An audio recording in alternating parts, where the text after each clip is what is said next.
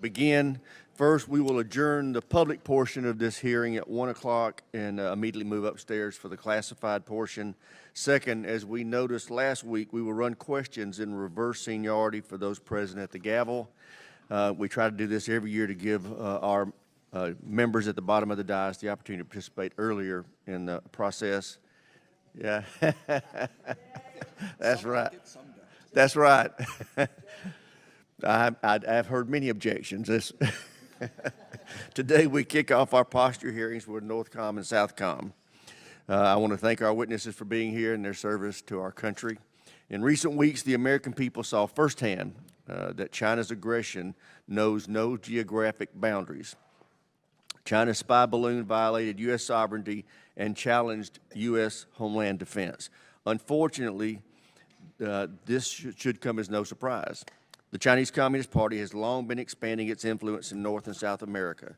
25 of the 31 countries in Southcom AOR have welcomed infrastructure investment from the CCP. 21 have formally joined the CCP's Belt and Road Initiative. The CCP is backing projects to build new or operate existing seaports in Brazil, Peru, Ecuador, Jamaica, Argentina, Panama, Mexico, and the Bahamas.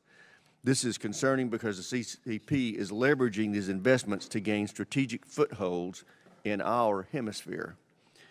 Many of these countries host port calls, buy military equipment, and receive training from the PLA.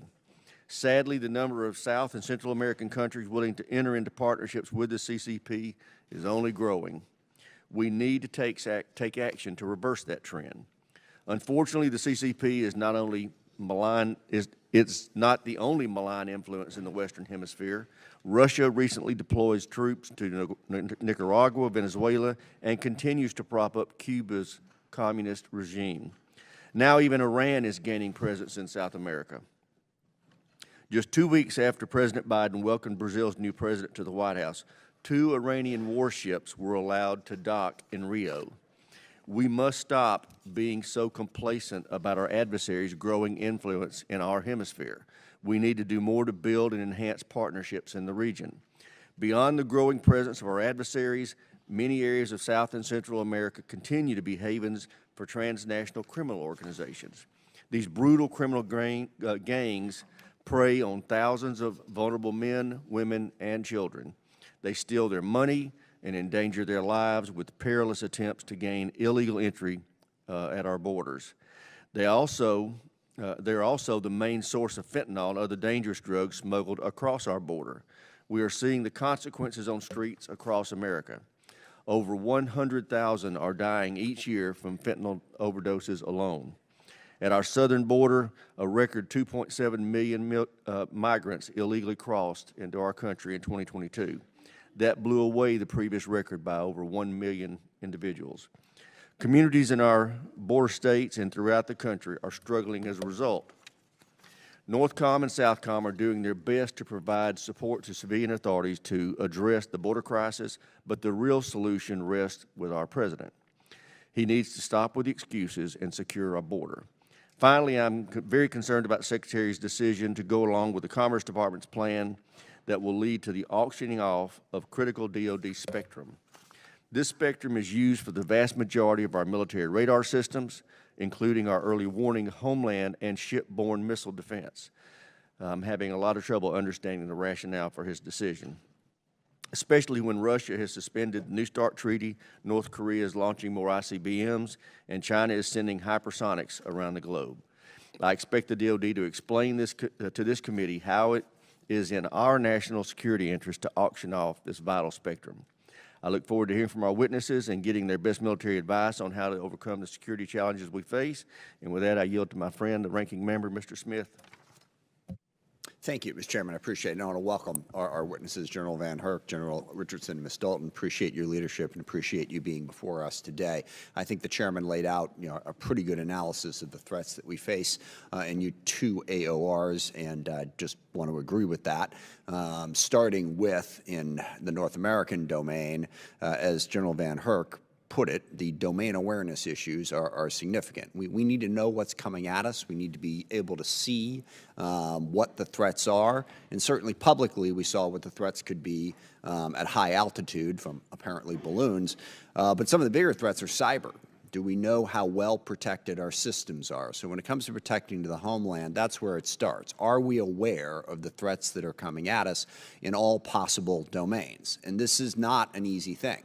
We certainly have radars, we have systems to pick up on things coming at us, but those radars can't see everything all the time. How do we prioritize, or how do we improve the system so that they can see more? It seems like the Chinese became aware of a vulnerability that slow-moving objects at high altitude were things that we tended not to see. Well, now we are seeing them. But we'll look forward to a further explanation of how we can make sure that we have a robust domain awareness. And again, even though it was very much in TD about the objects moving across our airspace, the real threat is in the cyber domain. And the real threat is whether or not we can make sure we protect our systems. So I would appreciate an update on how we can make sure we do that. And this certainly, I think the chairman emphasized exactly the point that we are becoming aware of, and that is Russia, China, and Iran are incredibly active in the Western Hemisphere. They are building relationships throughout Latin America. We need to better understand that and figure out how to deal with it. It is a challenge that we had not seen for a while, but is very much present and that we would need to be aware of and need to be ready to deal with. And I look forward to General Richardson explaining to us a little bit more about how we're doing that. And then lastly, of course, the issue of transnational criminal organizations engaged in drug and human trafficking, an enormous problem, which we're all very much aware of, that we need to better understand how that threat is coming, again, from your AOR, and how we can better deal with it. Again, I look forward to the testimony and the questions from our panel, and I yield back. Thank the ranking member. Now I'd like to introduce our witnesses. The Honorable Melissa Dalton is the Assistant Secretary of Defense for Homeland Defense and Hemispheric Affairs. She previously served as the Principal Deputy Assistant Secretary of Defense for Strategy, Plans, and Capabilities. General Glen VanHerck is the Commander, United States Northern Command and Northern American Aerospace Defense Command. He previously served as the Director of the Joint Staff. General Laura Richardson is the Commander, United States Southern Command, and previously served as the Commanding General of the U.S. Army North. I welcome our witnesses, and Ms. Dalton, we'll start with you for 5 minutes. Chairman Rogers, Ranking Member Smith, and distinguished members of the committee, thank you for the opportunity to testify today. I will highlight how we are putting Homeland Defense and other interests across this hemisphere front and center to implement the 2022 National Defense Strategy. Per the NDS, the People's Republic of China is the pacing challenge for DoD, while Russia remains an acute threat. In addition to building conventional and nuclear capabilities, we are concerned that the PRC in particular is using non-kinetic means to subvert our ability to project power. The NDS also ensures vigilance of other persistent threats. North Korea is expanding its nuclear and missile capability to threaten the homeland. Iran is testing space launch technologies, and global terrorist groups require continued monitoring. A range of fast-evolving technologies could disrupt U.S. supply chain and logistics operations. For example, small, uncrewed aircraft systems could pose a threat to domestic DoD facilities. Last year, the Homeland endured 90 incidents caused by hurricanes, severe storms, wildfires, and floods, degrading our readiness. In the Western Hemisphere, these hazards contribute to instability and migration, creating conditions that state and non-state actors can exploit.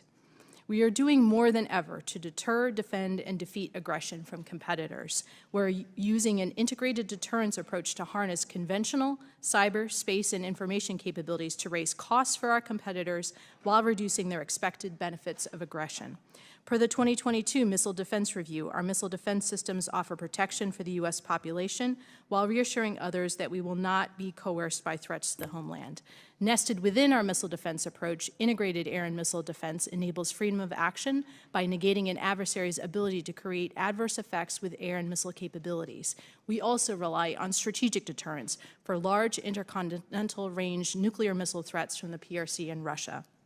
Investments in modern sensors and infrastructure are vital to homeland defense against airborne and maritime threats and to our ability to project forces.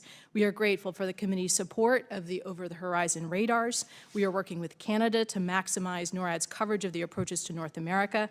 It is also vital to extend the Secretary's authority under Section 130I of Title 10 to protect certain DoD facilities and domestic assets from UAS. By virtue of U.S. sovereign territory in Alaska, the Arctic is an extension of the U.S. homeland. We are working to implement the national strategy for the Arctic region. We are leveraging the Ted Stevens Center for the Arctic Strategic Studies in Alaska. We demonstrate combat credible forces in the Arctic by training and exercising, including through Arctic Edge with Canada and through bomber task force deployments with the United Kingdom and Norway to support NATO. Our competitors' gray zone activities threaten key domestic assets, networks, and infrastructure that DoD and the American people rely on. DoD is enhancing the resilience of U.S. systems, working within the interagency with federal, state, local, tribal, territorial partners, and the private sector. We work the defense industrial base to enhance cybersecurity and resilience. To operate through disruption, we are increasing DoD's ability to operate in a more dispersed manner and from alternate locations. Defense Support of Civil Authorities, or DSCA, is an important activity supporting the American public and our partners, responding to disasters, public health emergencies, and securing our borders. Today, approximately 2,500 military personnel are deployed to the southwest border. DoD has supported DHS's border security mission for 18 of the last 22 years. Per the NDS, DoD is prepared to support DSCA activities that do not impair warfighting readiness. Our domestic partners should be resourced for their mission requirements, preserving DoD's warfighting capabilities. We are also strengthening our ability to withstand and recover from extreme environmental events and to build a resilient joint force. We intend to use the new Defense Operational Resilience International Cooperation Program to build our partners' early warning capabilities to reduce the need for DoD assets for disasters and other emergencies. We are deepening partnerships with Canada, Mexico, Brazil, Colombia, and Chile, while reinforcing democratic institutions, civilian control of the military, and respect for human rights and the rule of law. Secretary Austin highlighted the importance of integrated deterrence at last year's Conference of the Defense Ministers of the Americas in Brazil. Later this week, I will travel to Mexico to discuss defense issues. Our relationships in this hemisphere help ensure we are able to conduct humanitarian assistance and disaster relief, bolster cyber defenses, promote climate resilience, and conduct pandemic response. To conclude, the Department is committed to defending the homeland and pursuing U.S. interests across this hemisphere. Thank you for your support of the Department of Defense, and I look forward to your questions. Thank you, Ms. Dalton. Chair now recognizes General VanHerck for 5 minutes to read his statement. Chairman Rogers, Ranking Member Smith, and distinguished members of the committee, thank you for the opportunity to appear today and represent the men and women of United States Northern Command and the North American Aerospace Defense Command. NORTHCOM and NORAD are distinct commands united by a common purpose: to defend the United States and Canadian homelands in what is clearly the most complex and dynamic strategic environment that I have experienced during more than 35 years in service. In my role as the commander of NORTHCOM, I'm responsible for homeland defense, defense support of civil authorities in the United States, and security cooperation with our military partners in Canada, Mexico, and the Bahamas. As the commander of NORAD, the unique U.S.-Canadian binational command, I'm responsible for aerospace warning, aerospace control, and maritime warning in the approaches to North America. Despite the complexity of the strategic environment and recent erosion of military advantage, the United States military remains the most powerful and professional force in history. However, we must take action now to stop the erosion of our military advantage. Our competitors' actions and ambitions are global and all-domain in nature, and our competitors have the capability and intent to hold our homeland at risk above and below the nuclear threshold and in multiple domains to achieve their strategic objectives. The PRC and Russia have fielded cruise missiles, delivery platforms, non-kinetic capabilities that hold at risk critical infrastructure and civilian infrastructure in the United States and Canada, and with the capability to strike with limited warning with significant consequences, including reducing our capability to project power from a secure homeland. Limited warning due to a lack of all-domain awareness inherently limits the risk and decision space options available to national leaders, which increases the risk of miscalculation and escalation. Today, I assess, as I have for nearly 3 years, that the homeland is a potential limiting factor to ensuring rapid and effective implementation and execution of global contingency plans due to my lack of domain awareness, timely access to forces that are ready to operate throughout my area of responsibility, including in the Arctic, and a lack of resilient infrastructure enabling the joint force to fight in and from our homeland while ensuring forward power projection. To address today's strategic environment, for nearly 3 years, I have focused on 4 key priorities: domain awareness, or the ability to see and detect potential threats in all domains; information dominance, which is the use of artificial intelligence and machine learning to process data more rapidly for strategic advantage; decision superiority, which is the dissemination of data and information to the right leader at the right time from the tactical to the strategic level; and finally, global integration, addressing today's environment with a global and all-domain approach, vice legacy, regional approaches, and practices. Those priorities are critical to successfully defending the homeland and to providing our national leaders with the only thing I can never give them enough of, and that's time, to create deterrence options and, if required, defend and defeat options. Our competitors' actions over the last several years have shown that regional crises often take the department to have global implications, and also the potential for rapid escalation.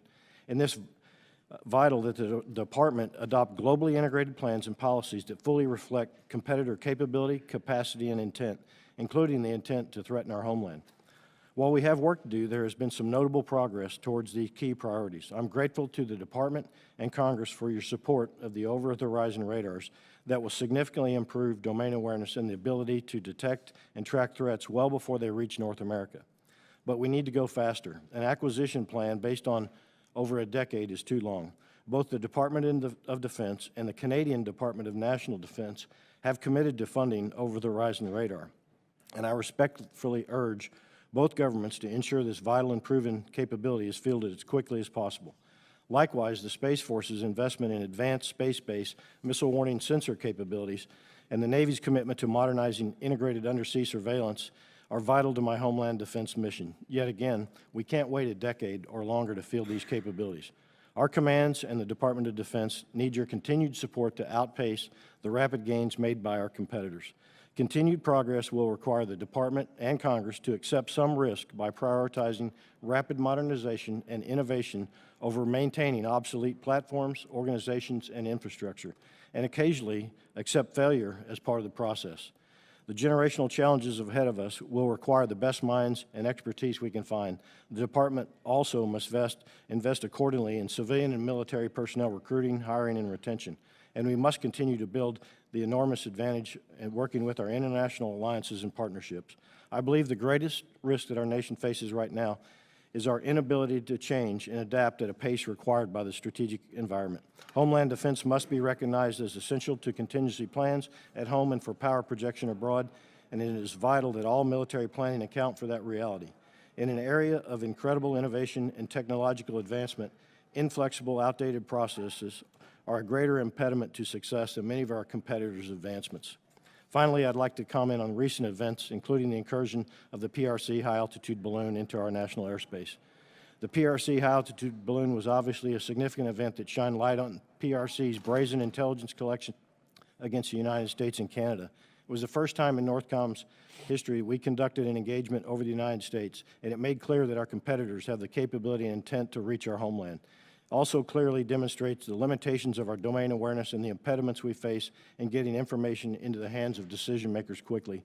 Candidly, the internal discord of this event showed one of the ways our competitors target us each and every day in the information space, and they're becoming increasingly adept at driving wedges between the American people.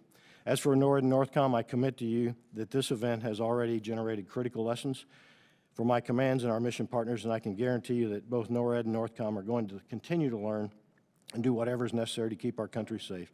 On behalf of all the soldiers, sailors, airmen, Marines, Guardians, and civilians at NORAD and NORTHCOM, I'd like to thank the committee for your steadfast support as we defend our nation. I look forward to your questions. Thank you, General. Chair now recognizes General Richardson for 5 minutes for her opening statement. Chairman Rogers, Ranking Member Smith, and distinguished members of the committee, thank you for the opportunity to appear before you today with Assistant Secretary Dalton, General VanHerck, who are my teammates in keeping this Western Hemisphere safe.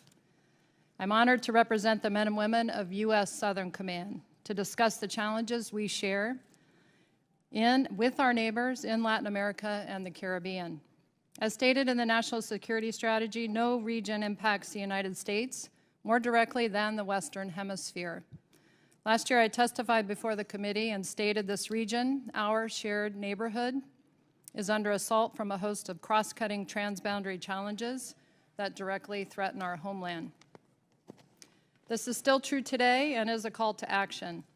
In the last year, I've spent traveling in the region, meeting with leaders to better understand these challenges and the threat they pose to our mutual interests. The world is at an inflection point. Our partners in the Western Hemisphere, with whom we are bonded by trade, shared values, democratic traditions, family ties, are feeling the impacts of external interference and coercion. The People's Republic of China, our pacing challenge, continues to expand its economic, diplomatic, technological, informational, and military influence in Latin America and the Caribbean. The PRC has the capability and intent to eschew international norms, advance its brand of authoritarianism, and amass power and influence at the expense of these democracies. The PRC has expanded its ability to extract resources, establish ports, manipulate governments through predatory investment practices, and build potential dual-use space facilities, the most space facilities in any combatant command region. Russia, an acute threat, bolsters authoritarian regimes in Cuba, Nicaragua, and Venezuela, and continues its extensive disinformation campaign. These activities undermine democracies and challenge our credibility. Both China and Russia exploit the presence of transnational criminal organizations and amplify their destabilizing impact on democratic governments. TCOs spread violence and corruption throughout the region and beyond. Their fentanyl-laced cocaine contributes to the deaths of Americans in cities and towns across the country. The good news is that working with our very willing partners leads to the best defense, and we must use all available levers to strengthen our partnerships with the 28 like-minded democracies in this hemisphere who understand the power of working together to counter these shared challenges. Our partners look to us to lead in the hemisphere. We have an obligation to meet them where they are and commit to aggressively address our common security challenges. We must continue to maximize the effectiveness of important tools like security cooperation, programs to train and equip our partner militaries and public security forces, and conduct multilateral exercises to build interoperability, and to increase the State Department's international military education and training, foreign military financing, and foreign military sales programs to educate, train, and build the capacity that our partners put to immediate use to stand shoulder to shoulder with us.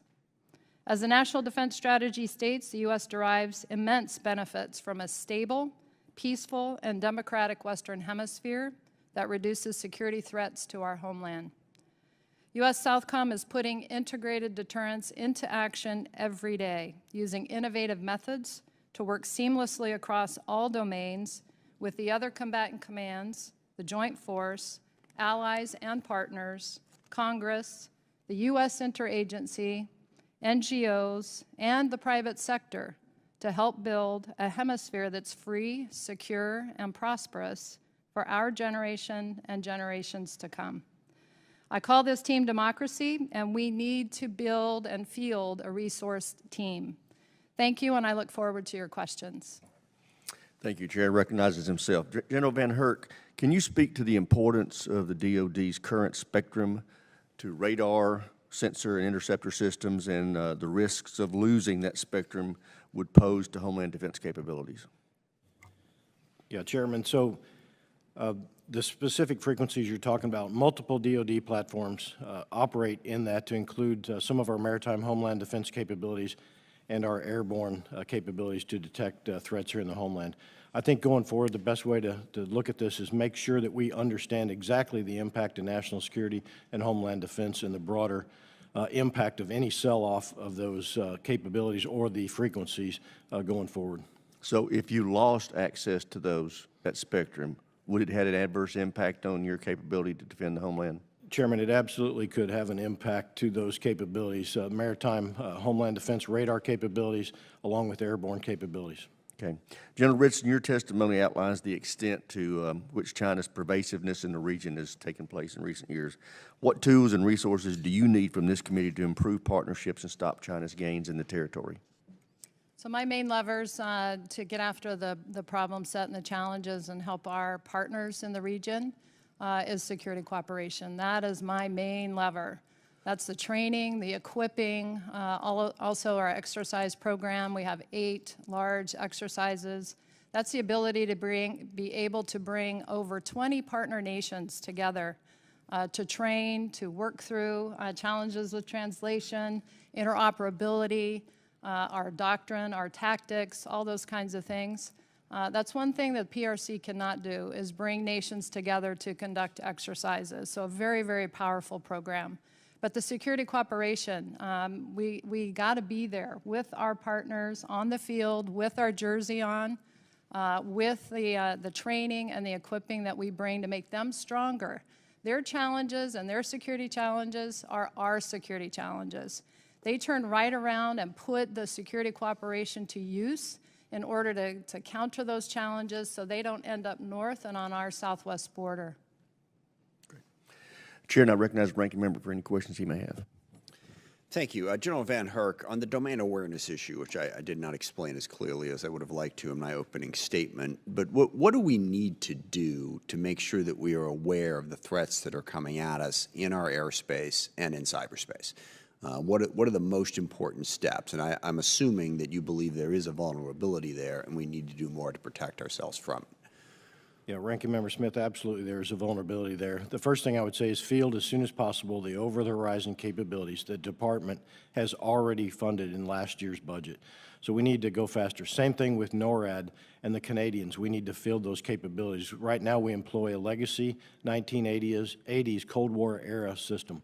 We need to ensure that the radars, besides over-the-horizon radars, such as our FPS 117s that we have, are fully modernized and integrated with the federal aviation and also DoD and other domain awareness capabilities.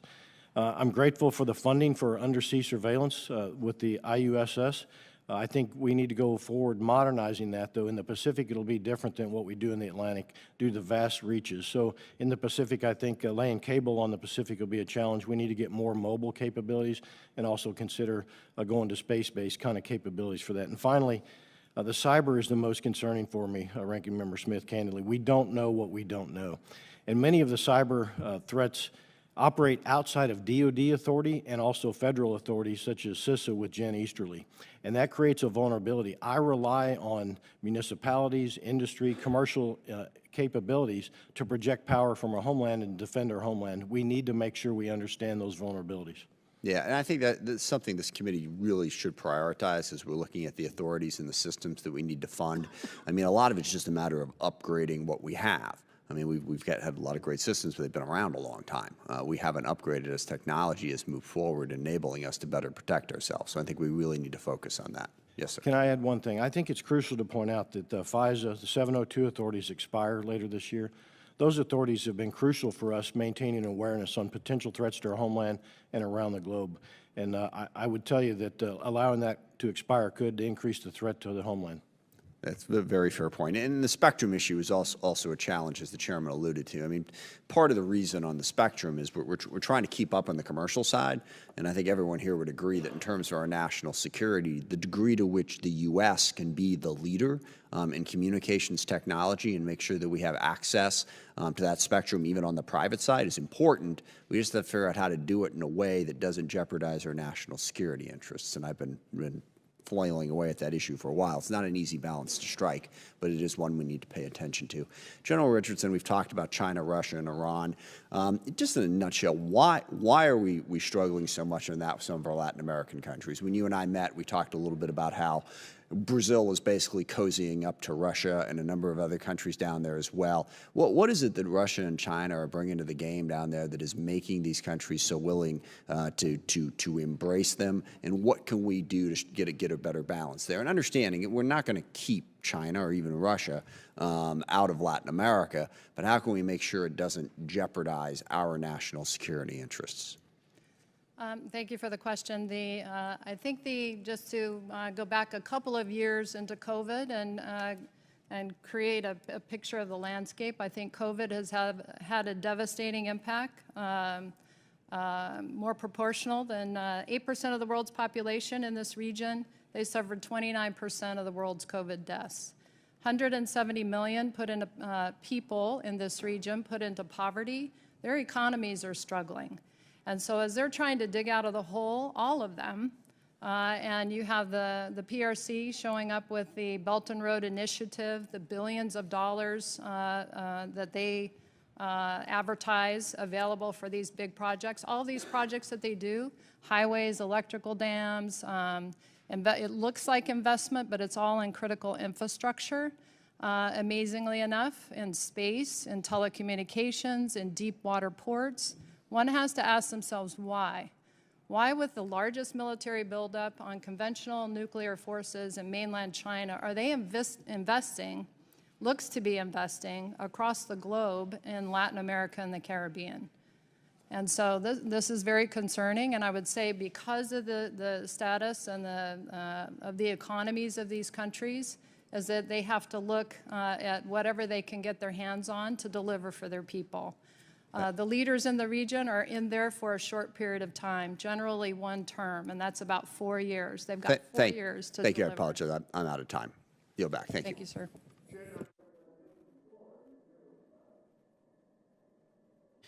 Thank you, Mr. Chairman. Assistant Secretary Dalton, General VanHerck, and General Richardson, I have to say, General Richardson, you're probably one of the first to actually, in my opinion, properly address what China and Russia's real desire is there in Latin America. For a long time, I've been talking about this geopolitical alignment for many years on Russia, China, Iran, and North Korea. This Road and Belt Initiative Chairman Xi has launched, which was really an effort to try and expand out the Eurasian borders, take Africa, take Oceania, take over the portage and railways, creating almost a maritime silk route that would cut off and choke Western Hemisphere supply chain, but also taking over and helping to try and increase tariffs and other things through the Panama Canal. And then the Russians actually creating almost a faux Iron Curtain, utilizing the Chavez in Venezuela, Petro in Colombia, as well as for utilizing the Darien Gap to print fentanyl by the mainland Chinese to utilize to poison Americans. It nearly seems as if it was an entrapment to try and go ahead and encircle America to choke off Western Hemisphere supply chain, because what we're really facing is the economic resource cyber warfare against China and his malign activities. So in knowing this, what exactly is Northcom and Southcom doing to work on countering this additional ground that China is gaining within Latin America? So I'll go back to, thank you for the question, Congressman. I'll go back to my main levers, and that's security cooperation for Southcom, also the exercises, and then in my opening statement talking about the education, the foreign military financing, foreign military sales. It's crucial to help them achieve and obtain the hardware that they need in order to counter the malign activity. The ISR to be able to see, the domain awareness to see the threats is really important. There are a lot of legacy systems that are out there that our partners have, radar systems, and they need to be advanced. But the thing is as I said earlier, our partners are our best defense. And working with them, everything that we do with security cooperation is based in the human rights, the rule of law, the professionalization of their militaries. And we've seen over the past few years the challenges that they've had, but how they have maintained a professional military. Really, really proud of them. But the security cooperation is really important for us. And kind of staying on topic and realizing that China has continued to utilize economic coercion as opposed to kind of the U.S.'s cash diplomacy efforts, how do you see a way that we can combat what they're doing from an economic perspective that would enable us to weaken them in that area? So in terms of from the military side, that's being able to deliver in that short period of time. Those leaders are in the seat for like 4 years. They're on a stopwatch. They're not on the calendar. They're trying to deliver in 3 to 6 months. Our foreign military sales is really built for long term, so we're really trying hard, and Secretary Dalton has been very helpful in that. Speeding up those processes, working with the interagency within our own Department of Defense to speed those up, because our partners do see how quickly that we can get equipment to Ukraine. So we've got to be able to not take 2 and 3 years to get one coastal patrol vessel or one maritime patrol aircraft, a King Air 250, to a country to help them be able to see and counter the malign activity. And we can do it. We can compete with the PRC. We don't have to outspend them to compete with them. But we got to meet our partners' needs where they need it. And a little goes a long way in this region. We talk about some of the older equipment that we utilize and the importance of ISR capabilities in these areas. And I recently visited Florida Atlantic University, who's working a lot on quantum linkage and as well as for AI autonomous drone capabilities and capacities. Do you feel that, and this is a concern obviously Chairman Xi has as well, because he has said that he's outpacing us militarily and economically, but innovation is really the area that he needs to pick things up. Do you think getting those types of innovations into the field and into the hands of the military would actually help us in being able to combat some of these efforts? Absolutely. And so I advertise the Southcom region as an area. Bring your tools for innovation, laboratory tests, whatever you want to do. We'll put it to real-world use in a real-world mission, get hands-on in the military, be able to use it, test it, see what works, what doesn't work. And we've been pretty successful with that, but I advertise that to all of the services, and we have a lot of folks that are really taking advantage of that. Thank you so much. With that, I yield my time back.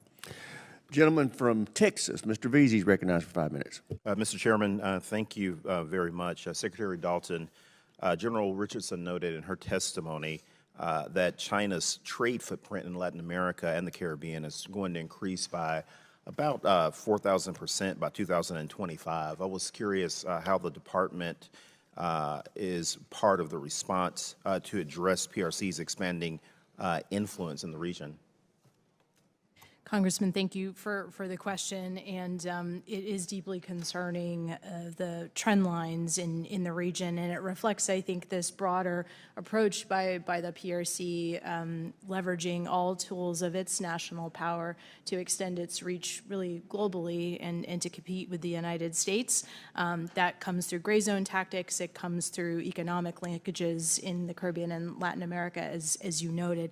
In terms of what DoD is doing, I think General Richardson's lay down of the security cooperation levers that we have is quite right. Our ability to bolster our defense relationships, empower the leaders that are aligned with our interests and values in the region, and accelerate our security cooperation activities to them will enhance our relationships and crowd out the possibilities for the PRC to make further inroads. I do think there's also more that we could be doing in the region, building upon great work that Southcom is already doing to expose the predatory nature of some of the PRC's activities through information operations and public affairs. Thank you very much. I wanted to ask General VanHerck a question on China also. When the previous administration put in trade restrictions on China, one of the things that the Chinese did was that they just upped their investment in Mexico, one of our NAFTA trade-in partners. As a matter of fact, we saw record high investment in Mexico around 2020, 2021 time period. And the DEA is saying that China is still the primary source of fentanyl and fentanyl-related substances that come into the United States.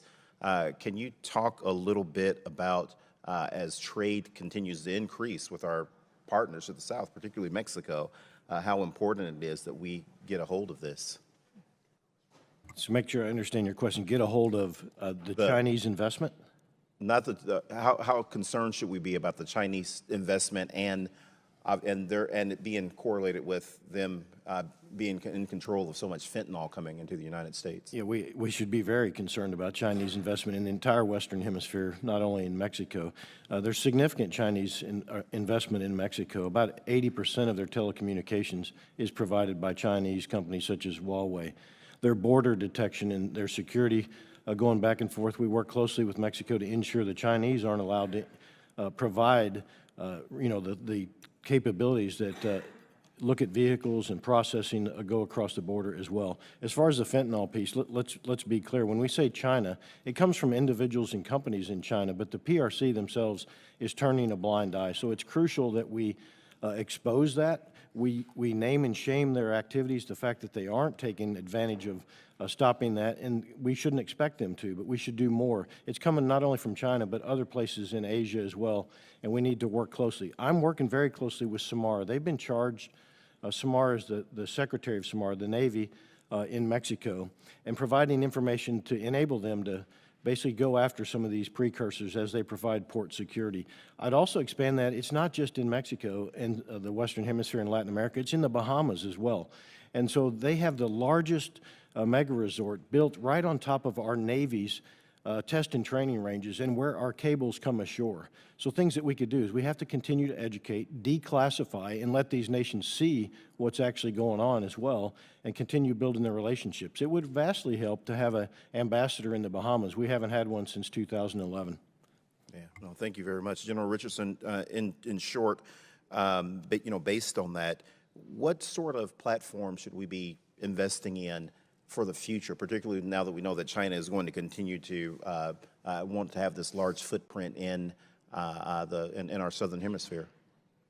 So I think the challenges that our countries face in the region is the cyber's at the top of their list of the challenges that they're dealing with. Ransomware attacks, cyber attacks are very, very prevalent, and building their capacity and capability to one, harden their networks and be able to do that very, very quickly, and harden critical infrastructure, and having the ability to be able to do that. And again, I go back to the struggling economies of some of these countries are having a hard time doing that. So we're helping them to identify their vulnerabilities in order to put a focus on that and be able to fix that. Gentleman's time's expired. Chair, I recognize the gentleman from Missouri, Mr. Alford, for 5 minutes. Thank you, Chairman Rogers, Ranking Member Smith, and our witnesses here today. Proud to say that both of our generals today are Missouri natives. Thank you for being here today. I, too, am increasingly concerned about the threat China poses, not just in the Indo-Pacific region, but us here at home, here in America. With the recent Chinese spy balloon flying over the U.S. homeland, China's surveillance of Americans through TikTok on their phones, new reports of Chinese-made cranes operating at American ports, including cranes used by our own military, being used for surveillance by the CCP. It makes me wonder what part of our society, what part of our country, our precious nation has not been infiltrated by the Chinese Communist government. I'm also concerned that we do not have the capabilities in place to protect our homeland from a non-kinetic threat, for example, electromagnetic or cyber attack, and that leads to my first question for General VanHerck. Considering the recent Chinese spy balloon that flew unchecked over most of the continental United States, including near Whiteman Air Force Base, can you talk a little bit about the resources and capabilities that we do have in place to defend our homeland from non-kinetic attacks such as electromagnetic and cyber attacks? So that's a great question, Congressman. As far as resources in place, General Nakasone primarily has the responsibility for DOD and defense from the non-kinetic effects that you're talking about and being aware. As far as being aware of EMP, I would say that's not a specific capability, but more broadly, that's our strategic deterrent that defends against that, any kind of an electromagnetic plan, and it's also my capabilities to defend against any platform that may deliver that, such as an airborne platform, a high-altitude balloon, which could effectively utilize an EMP attack on our homeland. So I think I have the capabilities to do that. if I have the domain awareness to see that more broadly and defend against an EMP kind of threat. As far as specific EMP for DoD facilities and key critical infrastructure, much of that is already hardened from EMP attacks. So the way we deliver our emergency action messages, the way we look at our command and control that is critical to nuclear command and control, much of that is already EMP hardened.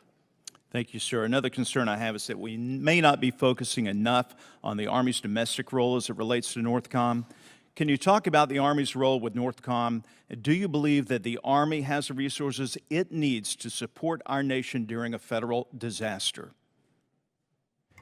Yeah, so I believe that question would be best asked by the Army, or to the Army, but my concern is access to forces that are organized, trained, and equipped in a timely manner to conduct both defense support to civil authorities and also defense of the homeland. I'm the only combatant commander that doesn't have a threshold force day to day to defend my area of responsibility. I have to gain access to that through a request for forces for just in time, and those forces then have to come from somewhere else, either retained by the service or somebody else's O-plan. I'm confident the Army has what they need from a capacity-wise to get to it. My question is access to it.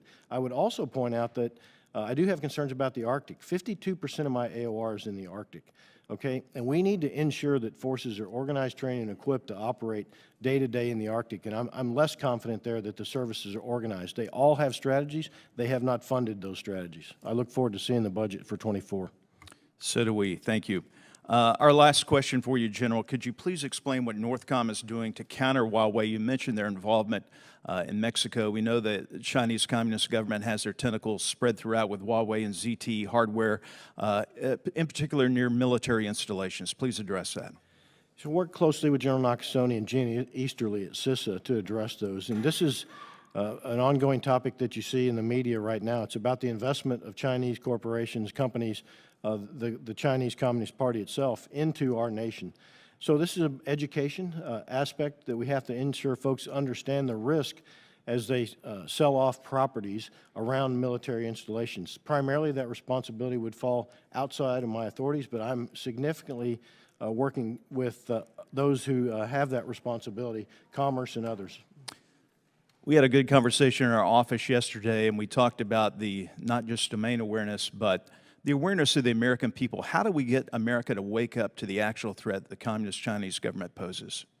Yeah, I think this is an education and understanding. We're so economically intertwined as well with China that it's hard to set policies in place that could have an impact on ourselves.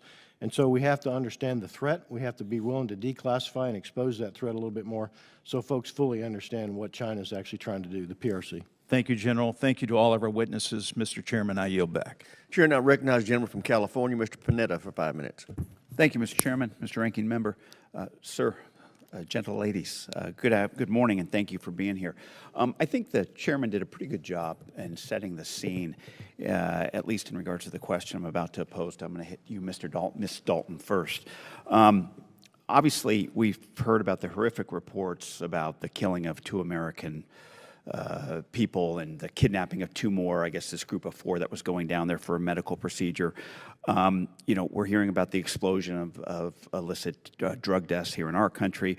We're hearing about people, thousands upon thousands of people just disappearing in Mexico. The Washington Post did an excellent expose about the amount of fentanyl that is coming into our country. And now you're obviously hearing more and more public officials, attorney generals, former AG Barr. You're seeing a House resolution. You're going to see a Senate bill, I think, by Senator Graham, about what we can do to designate cartels as terrorist groups and authorize, quote-unquote, select military capabilities. Obviously, Ms. Dalton, there's a lot of policy challenges in regards to this, but I think we understand why people are asking for this based on what we're seeing. If you could go into some of the challenges that there could be for this type of policy to be put in place, especially when it comes to Mexico. Congressman, thank you very much for the question. And first of all, to acknowledge the tragedy of the killing of Americans over the last week. And this is, of course, a priority for this administration to look out for the families and to ensure that the personnel affected are returned home. And I would say, from a policy perspective, certainly concerning the levels of violence, the flow of irregular migrants to our southwest border, the prevalence of fentanyl coming through our ports of entry. These are all deeply concerning trend lines, and we need a holistic approach to address it, not only with Mexico, but as discussed more upstream in terms of the sources, whether that's PRC's connection to fentanyl or working closely with partners upstream in the region as well. I think to your question in terms of weighing the advantages and disadvantages of some of the steps that are under consideration in terms of use of force or certain designations, I think we need to be clear-eyed about what some of the implications might be for the lines of cooperation we do have with Mexico. And I'll speak from a defense perspective, as that's my primary line of oversight. So I'm going down to Mexico actually tonight to engage Mexican partners on intelligence cooperation, cyber cooperation, a whole host of critical defense cooperation activities. They're important from a national security perspective, and I do worry, based on signals, very strong signals we've gotten from the Mexicans in the past, concerns about their sovereignty, concerns about potential reciprocal steps that they might take to cut off our access if we were to take some of the steps that are in consideration. So I think we need to be really clear-eyed about weighing those trade-offs. And I at least it's planned that I'll be in Mexico as well next week, speaking with the president. And obviously, you had a Wall Street Journal op-ed recently that said basically the chief enabler is President Andrés Manuel López Obrador. Would you agree with that statement? I believe these are really complex challenges that are going to require engagement at all levels, to include with the head of state. Okay. And there is cooperation that we need to further when it comes to counter drug efforts and countering irregular migration as well. Check. In the last 40 seconds, General VanHerck, I realize that there's a lot of discussion about the Chinese surveillance balloon over America. There was also reported and to be assessed by the Pentagon a surveillance balloon over Latin America at the same time. Whatever happened to that?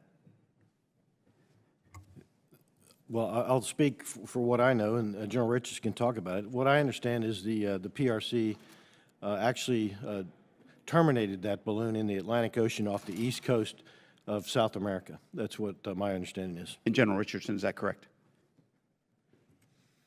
That's what I understand as well, yes. Okay. Thank you. I yield back. Gentleman's time's expired. Chair, I recognize the gentleman from New York, Mr. Lolota, for 5 minutes. Thank you, Mr. Chairman. Status of forces agreements are the compacts the Department of Defense has in place with friendly foreign nations who host U.S. troops overseas. Among other things, these agreements assure that when deployed U.S. forces are accused of crimes by our allies, our troops are afforded the proper protocols and American civil rights, such as a right to counsel of their choice, an interpreter, a bar against pretrial confinement when accused of a nonviolent crime. And for decades, United States forces have been stationed in and deployed to Japan, one of our greatest allies in the Western Pacific. And our nation's military cooperation has been a strong source of stability for the Western Pacific in the face of real threats from China and North Korea. Also for decades, military men and women stationed in and deployed to Japan have operated with the understanding that if they were accused of a nonviolent crime in Japan, they would be afforded basic civil rights. Contrary to that understanding, Ridge Alconis, a United States Navy surface warfare officer stationed in Japan, subsequent to being involved in a vehicular accident where everybody agrees no drugs or alcohol was involved, was arrested, confined pre-trial, denied access to his own attorney, and denied access to a translator. and subsequent to the denial of these rights, and while sleep-deprived, Ridge Alconis was coerced to confessing and forced to personally pay about $1 million in restitution. Ridge Alconis is now serving a 3-year sentence in a Japanese jail. General Richardson, you command forces in and around 32 different nations, and General VanHerck, your command reaches 3 foreign nations from what I understand. Can you each describe the importance of valid and enforceable status of forces agreements, and what does the lack of them do, especially with respect to operationally and otherwise, for our forces' morale and effectiveness? So thank you for the question. I think it's very important, and for the few countries... Would you pull the mic a little bit closer? We can't hear you. Yes, sir. So very important in terms of the status of forces agreements, and for the few countries that don't have the SOFA in place yet, that is one of the first things that I bring up when I meet with the leaders when I travel to the region. And explaining the importance of it and what it really means, right? I think that in some cases that is not fully understood. And so being able to describe it and explain it helps a lot. And so much so that enables, then we've had a couple cases where we've been able to get that across the goal line, as I would say, where we've been able to get a SOFA put in place that wasn't there previously. Thank you. Yeah, it's crucial to have a good SOFA in place. We just have a new one in Bahamas put in place.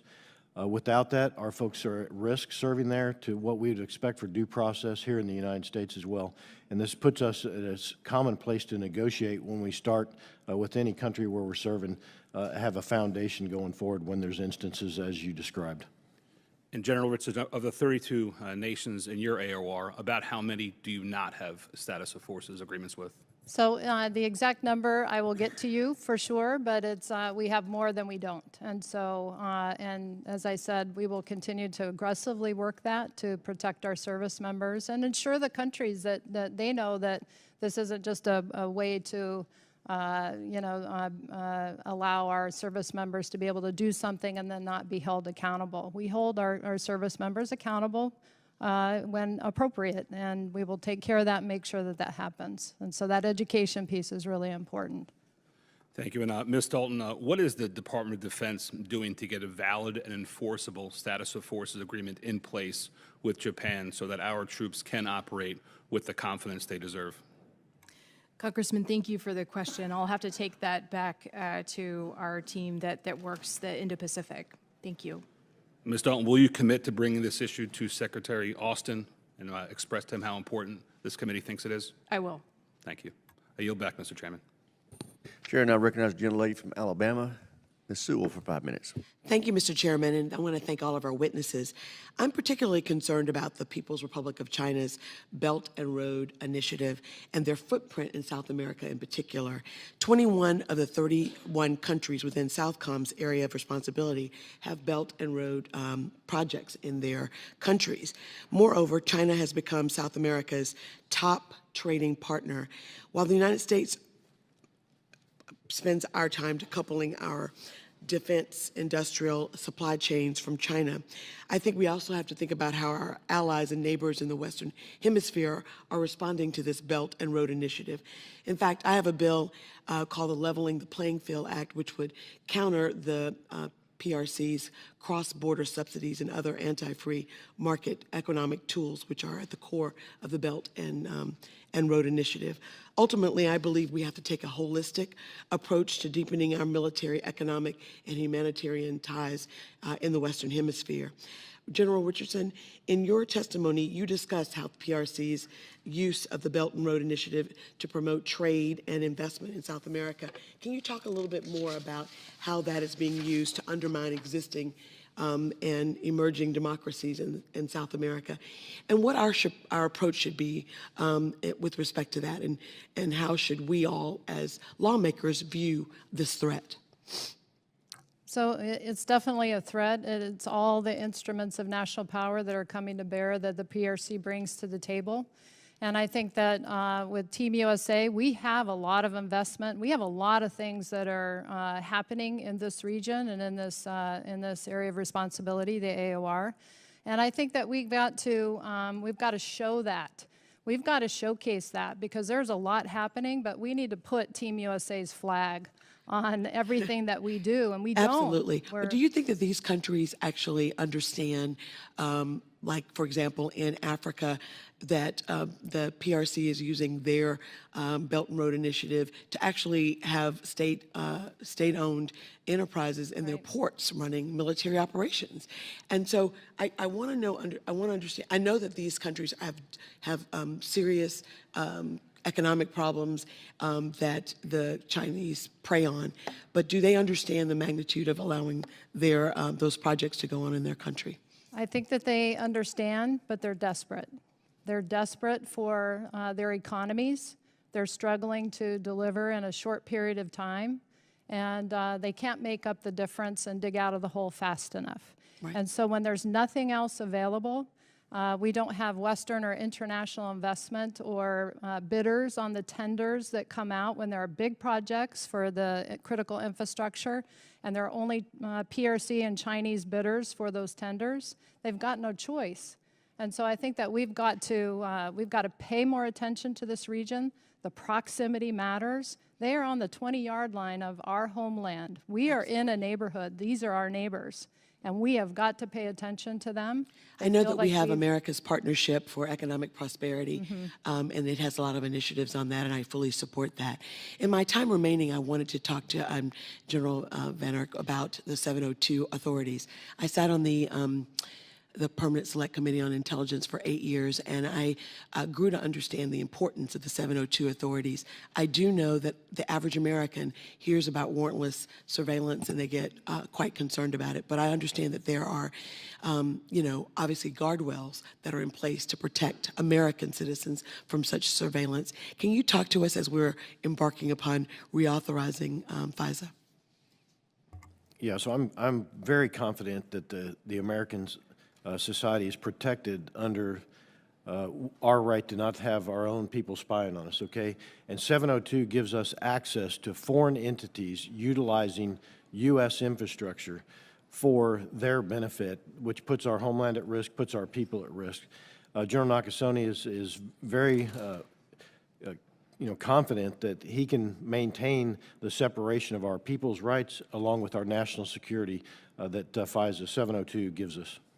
Thank you. And can you talk a little bit about what we have discovered and how we use it to our own homeland, defense of our own homeland? We should talk about that in a classified environment. I will just tell you that it has given us insights into potential attacks on our homeland or intent by personnel to attack our homeland.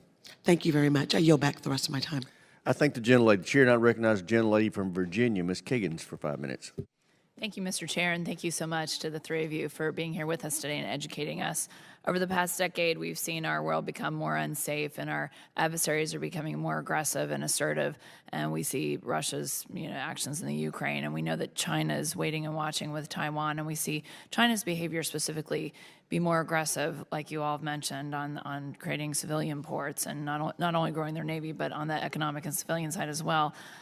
They are in places such as important chokeholds in Djibouti, and now we're seeing them, spread to the Atlantic side of the Horn of Africa. So with your AOR specifically, and General Richardson, if you could address, I know there's deep water ports that have a potential for dual use for China with commercial and military activities, including both ends of the Panama Canal, and we've seen recent attempts for Chinese securing those rights to build maritime installations in southern Argentina, which would provide China with direct access to the Straits of Magellan and Antarctica. So given the strategic location of those two sites, do you have any concerns that in a potential conflict with China, these sites could be militarized by the PRC and limit our ability to reinforce supply lines and move key assets to the Pacific? So the Belt and Road Initiative and all of the companies, that go in, the state-owned enterprises by the PRC that I worry about could become dual use and used for military purposes. And so the 5 Chinese companies along the Panama Canal, Obviously, I need to keep the Panama Canal open, as well as the Strait of Magellan and the Drake Passage. That connects the East and the West, not just for our militaries, but the global economy. We have got to keep those things open. And so, yes, I absolutely worry about the state-owned enterprises and the dual-use nature that they could be used for. And you spoke before about security cooperation and how important those relationships are with especially the Southcom and within the Southcom's AOR and the training and equipment that we're providing. But aside from our defense relationships that we have in this AOR, what else are we doing? Is there diplomacy, exchanges, economic just partnerships that we're creating, or what else are we doing and what else can we be doing to strengthen some of the security cooperation that you spoke of? So as I spoke about earlier, the exercises are really important. I have 8 exercises at the Southcom level, and then my 5 components underneath me, one from every service, including Special Operations Command, also has several exercises that they do. And so the resourcing of those exercises is really important because that's what really brings the nations together that the PRC can't do. They don't convene exercises. They're not able to bring that number or that level from the entire region together to work together during exercises. Panamex, defense of the Panama Canal. We just had that. We have that every other year, and we have over 20 partner nations that participate in that. The Chinese are using our playbook against us. They do all expense-paid training to Beijing, professional military education, but they're not able to do the exercises yet. And that's why I think that that's such a crucial, important program for us. And so why are we so successful? Is it our reputation? Are we, that's disheartening to hear that the Chinese are using our playbook, as you said, because I think that is a concern. Is it just we do well because we are, or what is our strength there that we can do even better because we're owning that space of creating those partnerships? And it's a matter of trust, I'm assuming, and reputation, but what else can we do to kind of fortify what we're doing right there? I would say also trust is an issue. It becomes an issue when they feel like they've been ignored and we haven't paid attention and looked south enough. I call it south blindness sometimes because we do. We have a lot of things going on east and west right now, and we have been. However, they want to make sure that they don't want to be taken for granted. Very, very important countries, sovereign nations, but they are very willing partners. They are their first choice to work with as a partner nation is the United States. So it's ours to lose, and so I really appreciate Congress's support for that. I appreciate the congressional delegations that go into the region to visit these key leaders when they come to Washington. That you give them time, and I want to really thank you for that. That you see them when they ask for an office call and things like that, because that really matters. A little goes a long way, and so I really appreciate the support. I agree with you. It's the little things that count. So please continue to let us help in that regard, and thank you for all you do. I yield back. Chair, and I recognize the gentleman from North Carolina, Mr. Davis, for 5 minutes. Oh, good morning, and thank you so much, Mr. Chair. Thank you to each and every one of you for being here today, and also want to personally thank you for your years of service to our country. Thank you. I'm General Richardson. First question, can you please just discuss a little further the PRC's growing space footprint in your region and the security implications for the United States? So out of any geographic combatant command, we have the most space-enabling infrastructure by the Chinese in this region. And the planned space facilities will continue to grow from what we see, and I'll be able to talk about that more in the classified setting. But out of the Chinese have 3 deep space stations. 2 are in mainland China, and 1 is in Argentina, the New Ken space facility. And so just the increase, the very aggressive increase in space-enabling infrastructure is very concerning. The telemetry and tracking, the uplink, downlinks, the ability for the PRC to track their own satellites, but then also the surveillance sites to be able to surveil other partner nations, allies, our own satellites as well, and eventually be able to use that apparatus for targeting is what a concern is. Okay, thank you. Let me ask this. You've shared so many different steps that you're currently taking right now within the region. My question would be, right now, broadly speaking, what's the greatest priority regarding any new ways that we should be partnering with our allies and partners within the region to outcompete our strategic competitors and to address these transnational challenges? Yep. Right, so they are just continuing to, some of the new things, all domain, I would say, being able to help them increase their capability and capacity with cyber. As we talk about space, cyberspace, they're trying to tackle cyber issues, but then when you bring cyberspace into it, all domains, the exercise program to be able to exercise the interoperability, the communications, the ability to talk securely with our partner nations is very important. And so the sharing agreements, we talked about SOFA before, but there are all kinds of intel sharing agreements. We've got to be able, with the investment of the PRC into the telecommunications, 5G, 5 of our countries have the 5G backbone, 24 have PRC, 3G, or 4G backbone. And I'm sure they'll be offered a discount to upgrade to stay with Huawei or ZTE. And so very concerning, because we want to be able to continue to share intelligence and share information with our partner nations to make them stronger, to counter the threats that eventually end up in our homeland. Okay, thank you. General VanHerck, I'm concerned about you noted in your testimony that the Democratic People's Republic of Korea tested more missiles in 2022 than any time in its history, prioritizing their military capabilities at the expense of other essential items. Can you please discuss the dangers this regime possesses? And Assistant Secretary Dalton would also appreciate any insight as well. Thank you. DPRK, or North Korea, has absolutely continued to develop additional capacity and capability with their ballistic missile and their short-range missile program as well. And we saw far more tests this year than any other year in the past. We should take them at their word. They say they will use them. We should ensure that we understand that and we operate as such. Today, I remain confident in my ability to defend against a limited attack from an ICBM from North Korea on the homeland. I am concerned going forward based on what we saw in their parade on the 8th of February and what we've seen on their capacity and capability, that they could exceed my ability to defend against a limited attack. Thank you, and completely agree with General VanHerck's assessment. You know, the NDS makes clear that North Korea is expanding its nuclear and missile capability to threaten the homeland. This is a space that we are watching quite closely, and through a combination of our strategic nuclear deterrent and our missile defense systems through an integrated deterrence approach, we are looking to meet that challenge. Okay. Thank you. Yield back. Chair now recognizes the gentleman from Texas, Mr. Luttrell, for 5 minutes.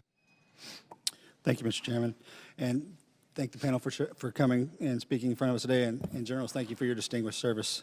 General Richardson, could you tell us about the ISR capabilities that you have, and are they sufficient? And if not, what upgrades can we help you with? So I get about 2% of the DoD ISR in U.S. Southcom, and it meets about 17% of my requirement for the ISR. I want to thank the department and thank Congress for the support of the government-owned and contract-operated and the contract-owned and contract-operated ISR that I'm able to get as well. That helps build that requirement a little bit more. Domain awareness is really important for the region. It's a really big region. And being able to see the threats, counter the threats, also expose the malign activity to our partner nations, because when we expose it and say where it is, they go right after it. They'll go out with their coastal patrol vessels to the semi-submersibles or go-fast vessels that are in the maritime domain, excuse me, to counter that. And so, but the ISR is critical and the domain awareness is critical. And so we don't have, as I said, 17% of the requirement. 17%? Right. Where's your comfortable operating zone? 80? It would be more towards that end, yes. Okay. What authorities do you have in combating transnational criminal organizations, and what authorities would you like to have on top of that you do not? So I say that I have a Joint Interagency Task Force South, which is JI out of South, based out of Key West, that has a detection and monitoring mission. And then we turn that information, that intelligence, over to law enforcement or to our partner nations, depending on which is closest and who is able to go after it and be able to disrupt it or interdict it. And so, and in terms of the authorities, I have the authorities that I need right now in order to do what I need to do based on the missions that I'm given in Southcom. Looking forward just at the narrative of globally right now, is there anything that's on your radar that we may need to be briefed on?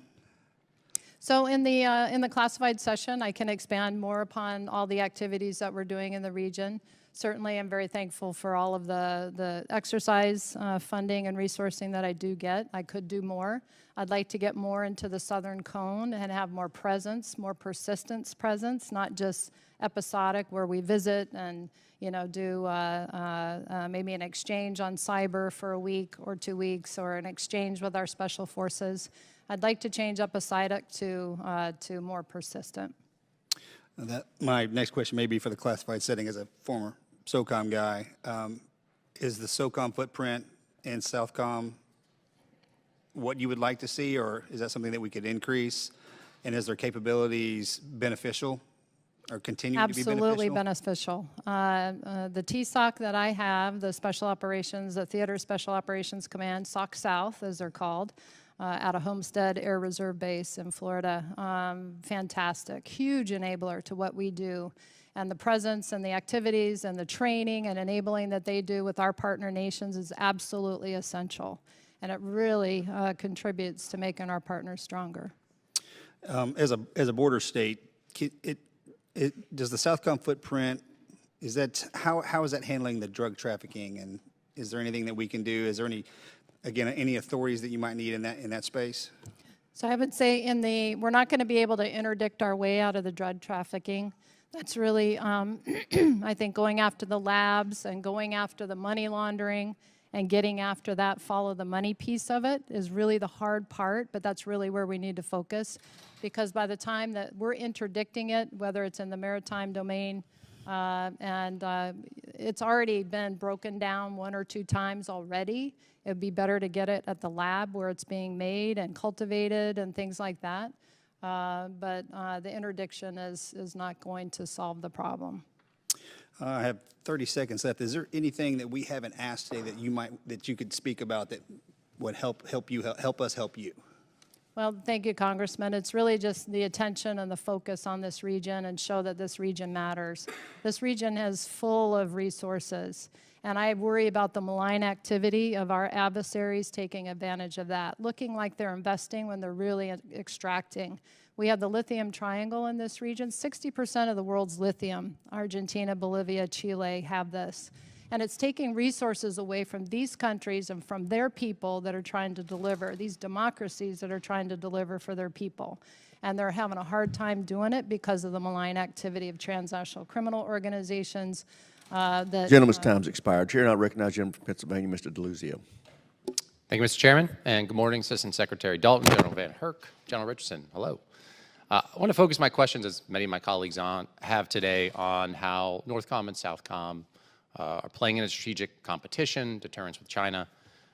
Frankly, I think, and I think most of my colleagues agree, whether it's trade, hollowing out of our industrial and manufacturing base, theft of IP, so much of this conduct has been commonplace in the last however many decades with the People's Republic of China. There's a New York Times article released yesterday, the daring ruse that exposed China's campaign to steal American secrets, highlighting efforts among communist Chinese officials to undermine our country, preying on scientists, academics, engineers, and others. Of course, we have our own struggles, as General Richardson, you were just mentioning, around critical materials and other pieces of our own things here at home. I want to turn, to the Western Hemisphere, though, and efforts from China closer to home. General Richardson, I'll start with you. Latin America has seen significant investment in diplomatic outreach from China. You've talked about it today. In your written testimony, you highlighted Communist China's investment in critical infrastructure in the hemisphere. So tell me, if you could, what are your concerns here, and what do you propose that we in this committee or the government generally should and can do about it? I think we need to definitely concern with the aggressiveness of that. The Belt and Road Initiative with 21 of 31 countries. And we have 4 additional countries that aren't signatories of the BRI, but actually have PRC projects that are going on in their countries. And so quite a bit. So they're taking advantage of that, but then there's also the debt trap associated with it, the multiple loans.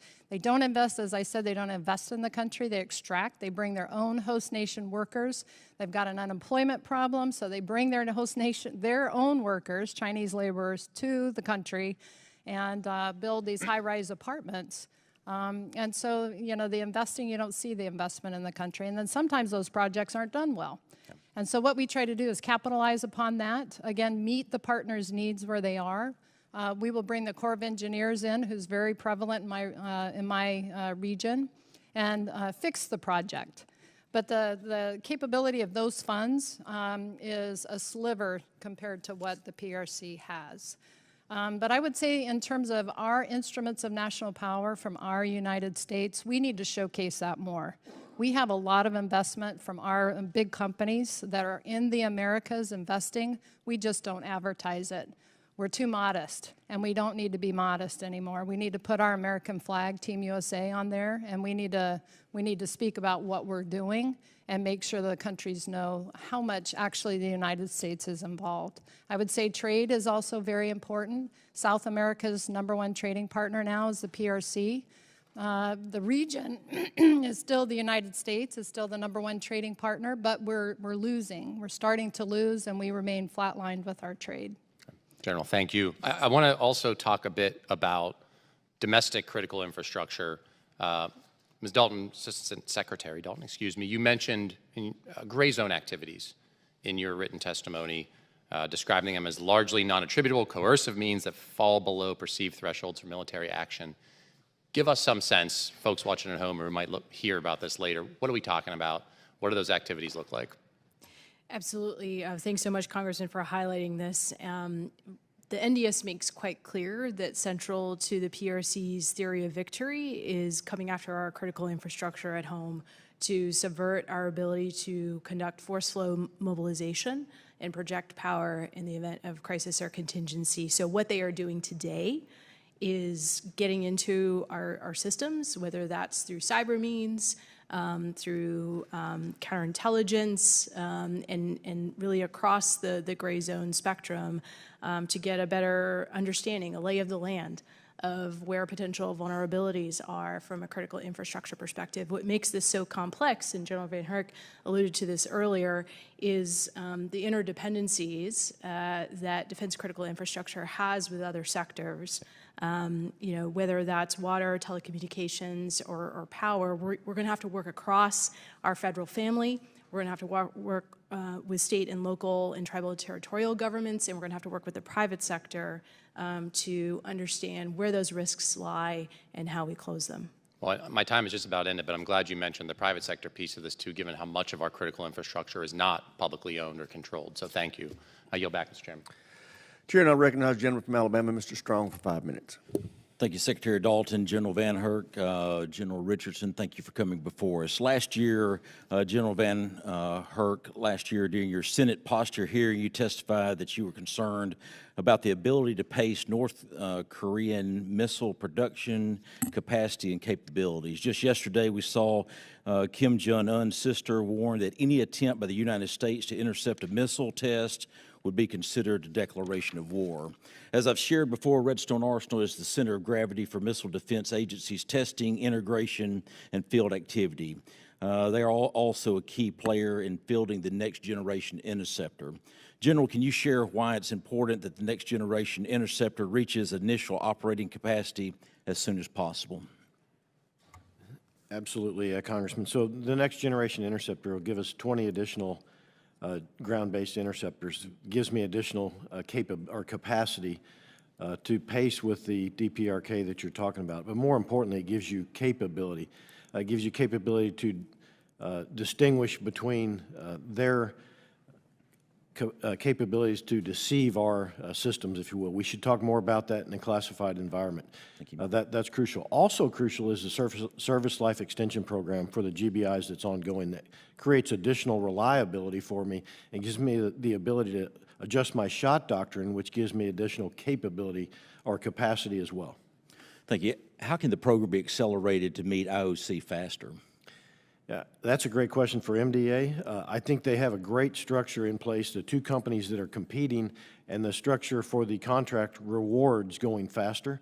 We just need to make sure that we don't have bureaucratic mechanisms in place that slow down the testing, the fielding, those kind of capabilities. Thank you. General VanHerck, I've noticed that you've been requesting greater sensor coverage over the homeland for a while now. Please know I support you in this effort. It is clear that in addition to being able to see various threats, we need the ability to defend against them also. Would you assess that the U.S. should provide better homeland defense against most pressing missile threats, cruise and ballistic? I would assess that based on the taskings I'm given that we do need additional capability for cruise missiles and also the ballistic missiles that you referenced there. Thank you. The Missile Defense Agency doesn't have the cruise missile responsibility. The Air Force does. Isn't that right, General? That is right, the way it's structured right now. Thank you. As part of the reason for that is the threats to the U.S. homeland are many and they are growing, yet we have kept the Missile Defense Agency's budget essentially capped at about $8 billion for years. This is concerning to me. I hope my colleagues will join me in enacting the proper budget and policy investments this year to properly address what capabilities our armed forces need to protect America's people abroad, but also at home. Mr. Chairman, I yield back. Chair, now I recognize the gentlelady from Texas, Ms. Escobar, for 5 minutes. Thank you, Mr. Chairman, and many thanks to you and the ranking member for this very important hearing. Thanks to our witnesses, and General Richardson, thanks so much for ongoing conversations. You know, I've long been a believer. I represent El Paso, Texas, a community that is home to Fort Bliss, a key military installation, but also we are the community that's at our nation's front door.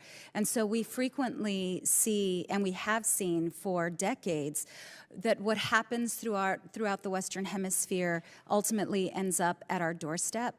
And I'm a big believer that we can't continue to just obsess about the border. We've got to obsess about the hemisphere.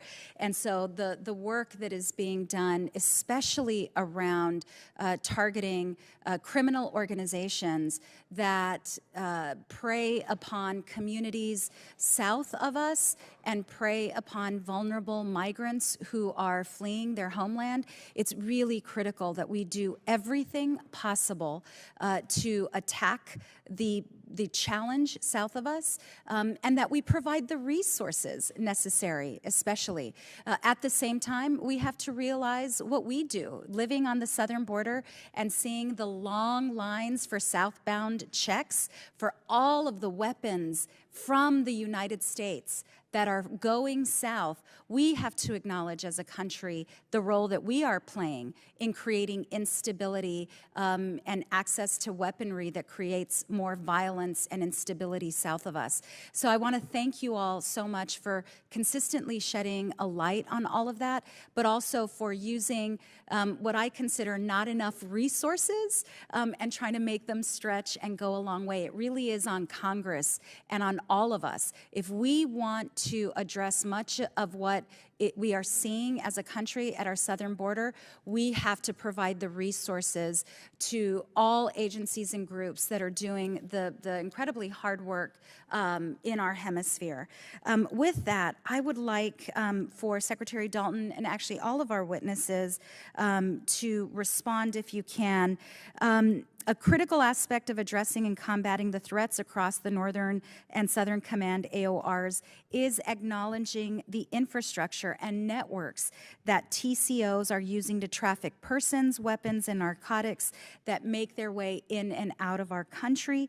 Can you all speak to the efforts in support of the interagency and our partners and allies to assess the size and complexity of these networks, and how are you working to dismantle them?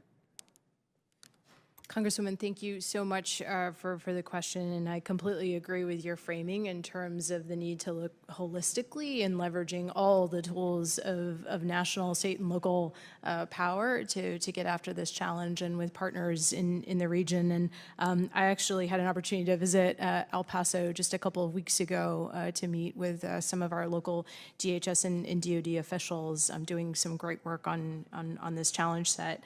To answer your question, Congresswoman, DoD provides detection and monitoring support and intelligence support through our counter-narcotics authorities to key partners in the region. And this fits into the administration's broader approach of addressing the root causes of migration and challenges in the region that have a bit of a Venn diagram overlap with the challenge of TCOs. They're not one and the same challenges, but certainly the TCOs are creating conditions that fuel migration, and the broader context of governance and development challenges are stressing to economies in the region and compelling not only the flow of irregular migration, but creating opportunities for the TCOs to thrive.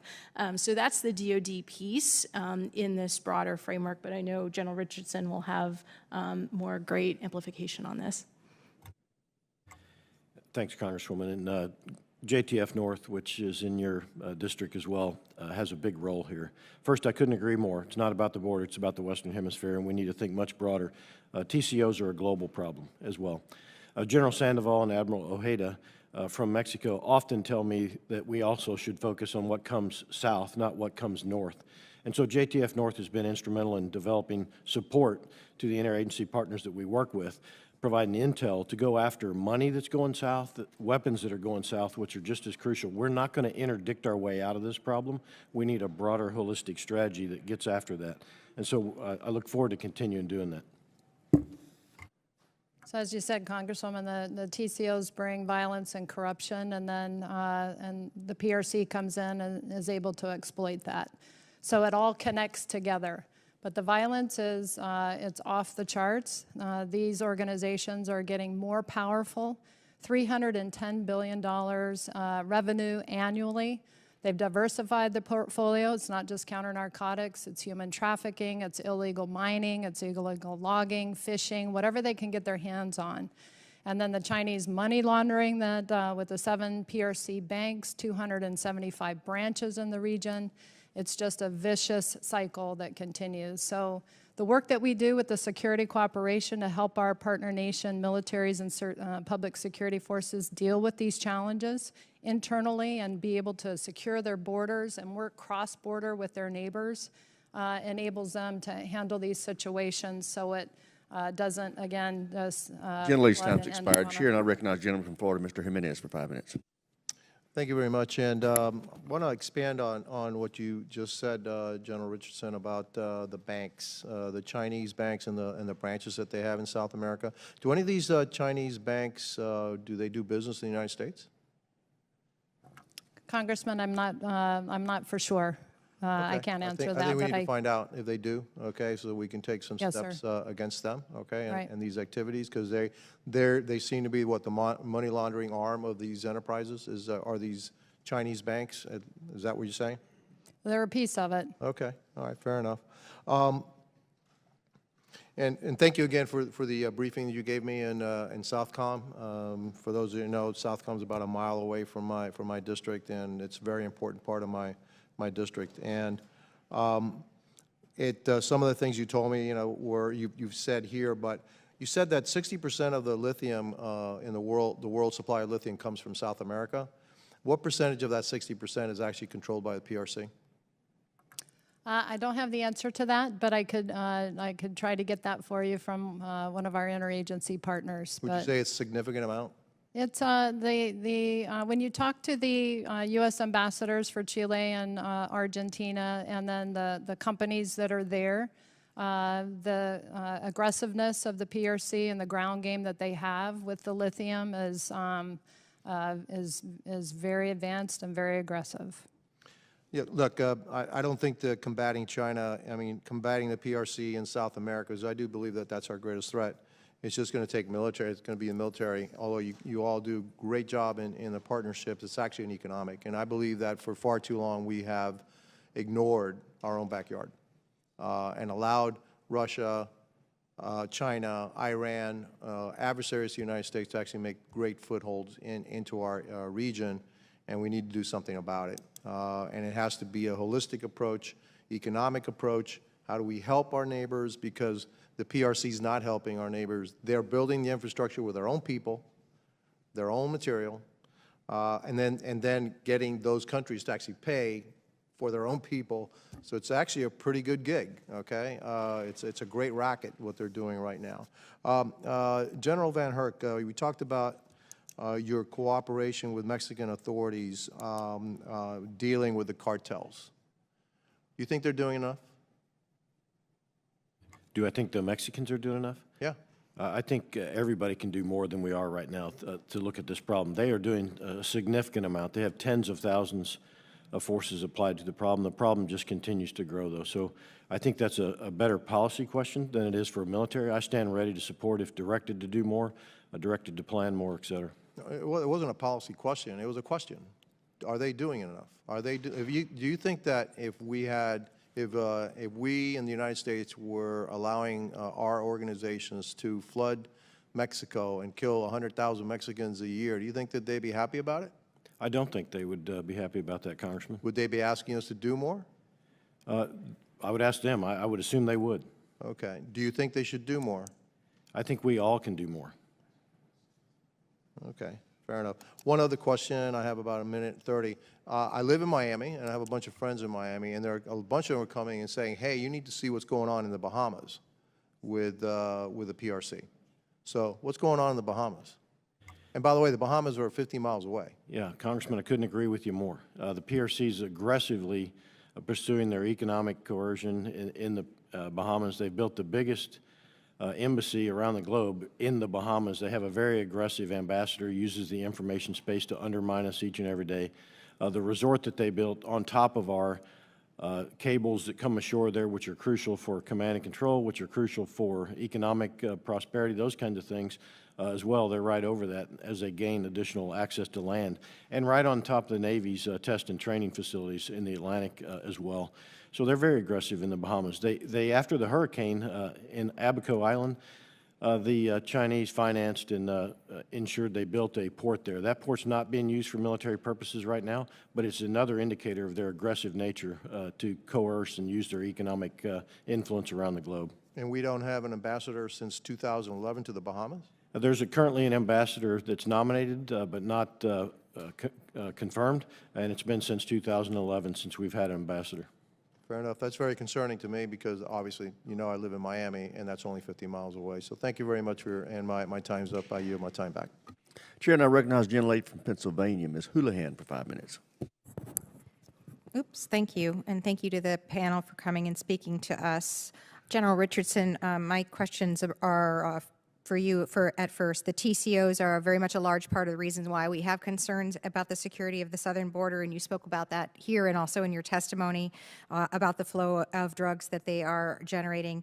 These guys are super well funded, $310 billion annually, as you also noted in your testimony. Can you talk a little bit about, if you're able in this setting, these criminal organizations and how they're receiving support from the PRC-connected criminal organizations and what Southcom is doing to prevent that? So the connection, what the TCOs do with the violence and the corruption, and it cracks the fragility. You know, these democracies, again, are trying to deliver for their people. It creates insecurity and unstable environments. It causes people to have to move and get on the move. It feeds into this irregular migration when people and families don't feel safe. But what are the mechanisms that the PRC is exercising to deliver funding or support to these organizations, to these criminal organizations? So through the money laundering, in terms of the transnational criminal organizations being able to provide the money to the PRC, who then sell it back to the countries through the goods, is one way to do it. We have law enforcement agencies within that work as part of liaison officers within Southcom. We try to connect those dots, work very closely with Department of Treasury, Justice, Commerce, on following this money, because I think, as I said earlier, getting after how you follow the money and what is actually, enabling this piece to clean the money and be able for these organizations to flourish is, we've got to get after that in order to counter it. And then real quickly, you mentioned you felt like you had the authorities that you needed in those particular areas. You also mentioned twice today that we are too modest, that we should put our flag on more things, that U.S. companies are doing things that we here, with federal money and taxpayer money are doing things. What do you mean by putting your flag on it more when you're speaking about industry or private industry? How can we advertise more explicitly? What's your idea? And I'm gaining this perspective when I meet with leaders in the countries, and they don't seem to be aware of a lot of United States investment. The tenders that come out, the project bids for big projects within these countries only have Chinese bidders. So it's all this information I'm receiving from them that we're not. And then when I meet with the companies, I've met with the Atlantic Council, the Council of the Americas, and these companies have an opportunity to tell me what they're doing. And there's a mismatch in what the country sees and what our companies say they're doing. And so that's why I said it seems to me that we need to bring all of our strengths together and advertise it, say what we're doing, to talk about Team USA and the investment in this region and how important it is, because it absolutely is. Thank you. And General VanHerck, with my remaining time, I wanted to drill down on something that you talked about. I just recently led a delegation to Finland and to Norway, bipartisan delegation, and we spoke a lot about the Arctic, and I know this hearing is not necessarily about that, but you brought it into play. Can you talk a little bit about your insights into the impact that climate change is having in the Arctic, what it means for national security vis-a-vis Russia and even China as well?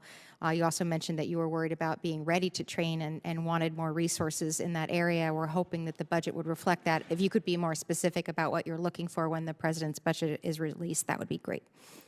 Thanks. Environmental change is absolutely having significant impact in the Arctic. It gives access to resources, which is going to definitely challenge nations. There will be friction. So competition is important. That's what the National Defense Strategy tells us to do, is go after competing in the Arctic. As far as the importance and the capabilities we need. So persistence is one thing. So the Jobs and Infrastructure Bill provided $250 million for the Port of Nome, which will help me with persistence in the Arctic. Communications capabilities as well. When you get north of about 65 latitude, it's a very challenging environment. So the commercial, such as SpaceX through Starlink, has given the opportunity for us to take advantage of that. I need more funding for terminals to use that allow us to access those kinds of capabilities.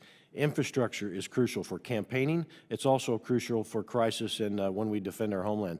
Infrastructure is severely limited, both in Canada and the U.S., and access to infrastructure such as in Thule, Greenland as well. So when you only have a day's worth of fuel or a limited billeting, those things will prevent me from doing what I need to do to defend the homeland. Thank you. I've run out of time. I yield back. Chair now recognizes the gentleman from Texas, Mr. Fallon, for 5 minutes. Thank you, Mr. Chairman, and thank you for having this hearing. It's vitally important. General VanHerck, in January, there were 1,400 pounds of fentanyl seized at the southern border. I mean, I found that to be startling. And so I'd like to start, if we can dial it back a minute. And Ms. Dalton, do you believe that national security, the border security, is a national security issue? It's a homeland security issue. Do you think it's a national security issue? We have national security Yes interest or no? in a secure It's a really border. simple question. Yes or no? We have national security interest in a secure So border. yes? You're not going to answer? Yes or no? We have national security Okay, interest all in a right, thank secure you. border. So General VanHerck, same question. Is real simple. Is border security a national security issue? I'm on record of saying that border security is national security. See, it's not that hard. Yes, thank you. You know, it's interesting because I had an amendment to the NDAA in 2021, and it simply said that. And I was very careful in crafting it. It was one page because I wanted it to be a unanimous vote.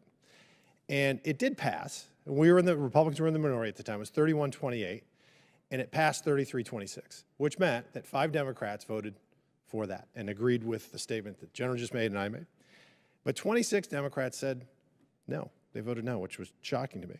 So as you know, we laid out that securing our southern border against transnational criminal organizations and drug dealers and human traffickers, weapon smugglers, terrorists, and various other criminals is a matter of national security. And what we really ultimately have to decide is the United States federal government going to control our southern border, or are we going to let the Mexican drug cartels do it? Because we've seen in the last couple of years, we had never had a month that we had over 200,000 illegal border crossings. And then we had 10 months in a row of over 200,000 illegal border crossings. We had caught over 100 people that were on the terrorist watch list. We had 160 countries represented by folks that were crossing the border illegally. 25,000 pounds of fentanyl has been seized, and even more now over the last couple of years, which is enough to kill every man, woman, and child dozens of times over. And we lost 108,000 Americans to fentanyl overdoses last year. And as we mentioned, General, about the 1,400 pounds. So earlier this year, I co-sponsored legislation to author a military force against any foreign nation, organization, or person responsible for trafficking fentanyl in the United States. Specifically, it names 9 cartels that have used violence and intimidation to wreak havoc in our country and in Mexico and Central America. So, General, do you believe that the Mexican drug cartels present a clear and present danger to the United States? I believe that transnational criminal organizations are a global security problem, which would include here in the homeland. And sir, what are your thoughts on authorizing military force against the cartels to stop the deadly flow of narcotics into our country? I think that's a policy decision. If directed to plan and execute and use military force, then I would do that. Posse comitatus prevents me from enforcing our laws. I believe that inside the United States, this problem is a Homeland Security, Department of Justice problem, not a DOD problem, and they need to be fully resourced to execute their missions. And what else do you think, in your opinion, we could use to effectively confront the cartels and to protect the country? I think information sharing, helping our interagency partners, which is what we're doing, is crucial. I think information sharing with Mexico and other Western Hemisphere nations, as General Richardson has discussed, is crucial to enable them to address the problems that they have on their soil. Their problems on their soil are a problem on our soil as well, and so we need to work together. And so I really quickly, too, want to get to the fact that you stated in your testimony in front of the United States Senate, I found this fascinating, that most GRU members, we would probably know them colloquially as KGB, their predecessors, that most of the GRU members in the world are in Mexico at the moment, which I found startling. That those Russian intelligence personnel, you know, and they're keeping a close eye on their opportunities for influence in the United States. And then in FY 2022, Customs and Border Patrol officers encountered 21,763 illegal aliens from Russia. And then in this fiscal year, it's been 17,000 already. And, you know, you think about that, and even if 1% of those are Russian intelligence agents, And that's the ones we caught, never mind the ones we didn't. I mean, we could be looking at a battalion of essentially KGB officers in our country. So is it a reasonable assumption that adversarial intelligence services such as the Russians and hostile non-state actors would take advantage of the vulnerabilities at the southern border to serve their interests? Congressman, I would say that potential adversaries would take advantage of any opportunity to gain access here, whether it's the southern border, whether it be through cyberspace, the information space as well. They're going to take advantage of any loops or gaps. Gentleman's time's expired. Chair, and I recognize the gentleman from California, Mr. Carbajal, for 5 minutes. Thank you, Mr. Chairman, and thank you to all the witnesses for being here today. General Richardson, you highlighted significant investments from the People's Republic of China into the Southcom AOR. I agree with you that strengthening partnerships to help partner democracies deliver for their population is imperative in helping counter the PRC's influence. Do you think we can strengthen relationships with countries who are sympathetic to the PRC through this strategy? And what other strategies are being implemented to encourage alternatives to cooperation with the PRC? And how can Congress help to further that support? So thank you, Congressman. I think that the work that we do with, the answer is yes. And the work that we do with security cooperation, building those relationships, I'd like to highlight the IMET, the International Military Education and Training, as well as the professional military education. When you're talking about building that trust, not just at the leader level, but all the way down at leaders, because they grow up to be in charge of their militaries and their services. And the investment that we make in that program, I would say that we really need to look hard at it and continue to fund that, and maybe even a little bit more, because it's so important. When I can pick up the phone and we can have our conversation, the folks that have been, the military leaders that have been to school in the United States speak English. There's no translating. We've already built the trust. We are already crossed the bridge, and we're building the relationship already, as opposed to not. And so just a shout out for that education training program, because it's just huge. It's a huge enabler for us. But the security cooperation, the train and equip, understanding the challenges from their perspective, being able to link the leaders together from the different nations, we've been very successful at that. And they can do cross-border operations, because the borders a lot of times between our partner nations are very porous, and they're not wanting to cause an international incident. So there might be some seams and gaps there, closing those gaps and having those leaders work together. And I have many cases where they've been able to do that over the past years. But those levers that I have in order to make our partner nations stronger are really where we succeed as partners, and our partner nations succeed, and we succeed as a team democracy. Thank you, General. General VanHerck, as you noted, the administration funded over-the-horizon radars, allowing us to better detect potential threats to the homeland. Can you elaborate on how this enhanced detection capability will create more time for military leaders, allowing for the creation of better deterrence options, and on how the over-the-horizon radar will affect NORAD's capabilities? Yes, thank you. So today's radar systems, designed basically and implemented in the 80s, only allow me to see, based on the horizon capabilities, will bounce off the ionosphere and give me the ability to see potentially a couple thousand miles or beyond. And not only that for airborne objects, but maritime objects as well as space objects, and depending on how you prioritize those. So it gives me the ability to see further in the future, to anticipate what may come our way, and create options for me as an operational commander by positioning forces, or at the strategic level with the President or the Secretary, the option to pick up the phone and have a discussion with the nation and create deterrent types of options ahead of time. As far as NORAD, it's crucial to field these to give us the ability to not only see, like we said, airborne objects, but to be able to provide my threat warning for NORAD, which is crucial to strategic stability, to be able to see hypersonics, to be able to see objects that could potentially emanate from space as well. Thank you, General. Mr. Chairman, I yield back. Chair now recognizes the gentlelady from Michigan, Ms. McClain, for 5 minutes. Thank you, Mr. Chairman, and thank you all for being here today. General Richardson, you've warned about China's constant attempts to invest further in the Southcom AOR. General, would you agree that several of the countries in your AOR adopt socialist or communist regimes?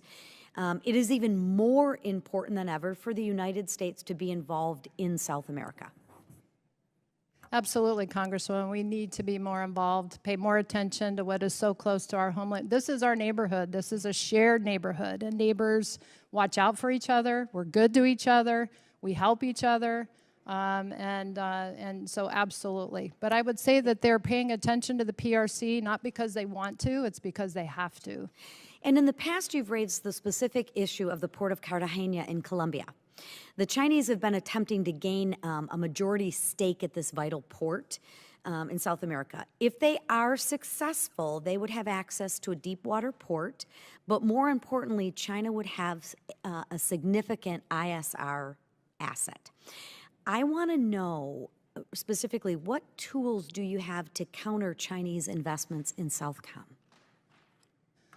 So in order to counter the investment that they have is to talk about it, which is what I'm doing. I'm bringing awareness to the fact that when there are tenders and projects that come out from the countries and there are only Chinese bidders on there, we have got to get our international community, our Western investment, our Team USA investment focused on what these countries, when these bids come out, so that they have a choice. It's not just all Chinese state-owned enterprises, and we got to pay attention to that. Would you agree that we could use a little more help in this task?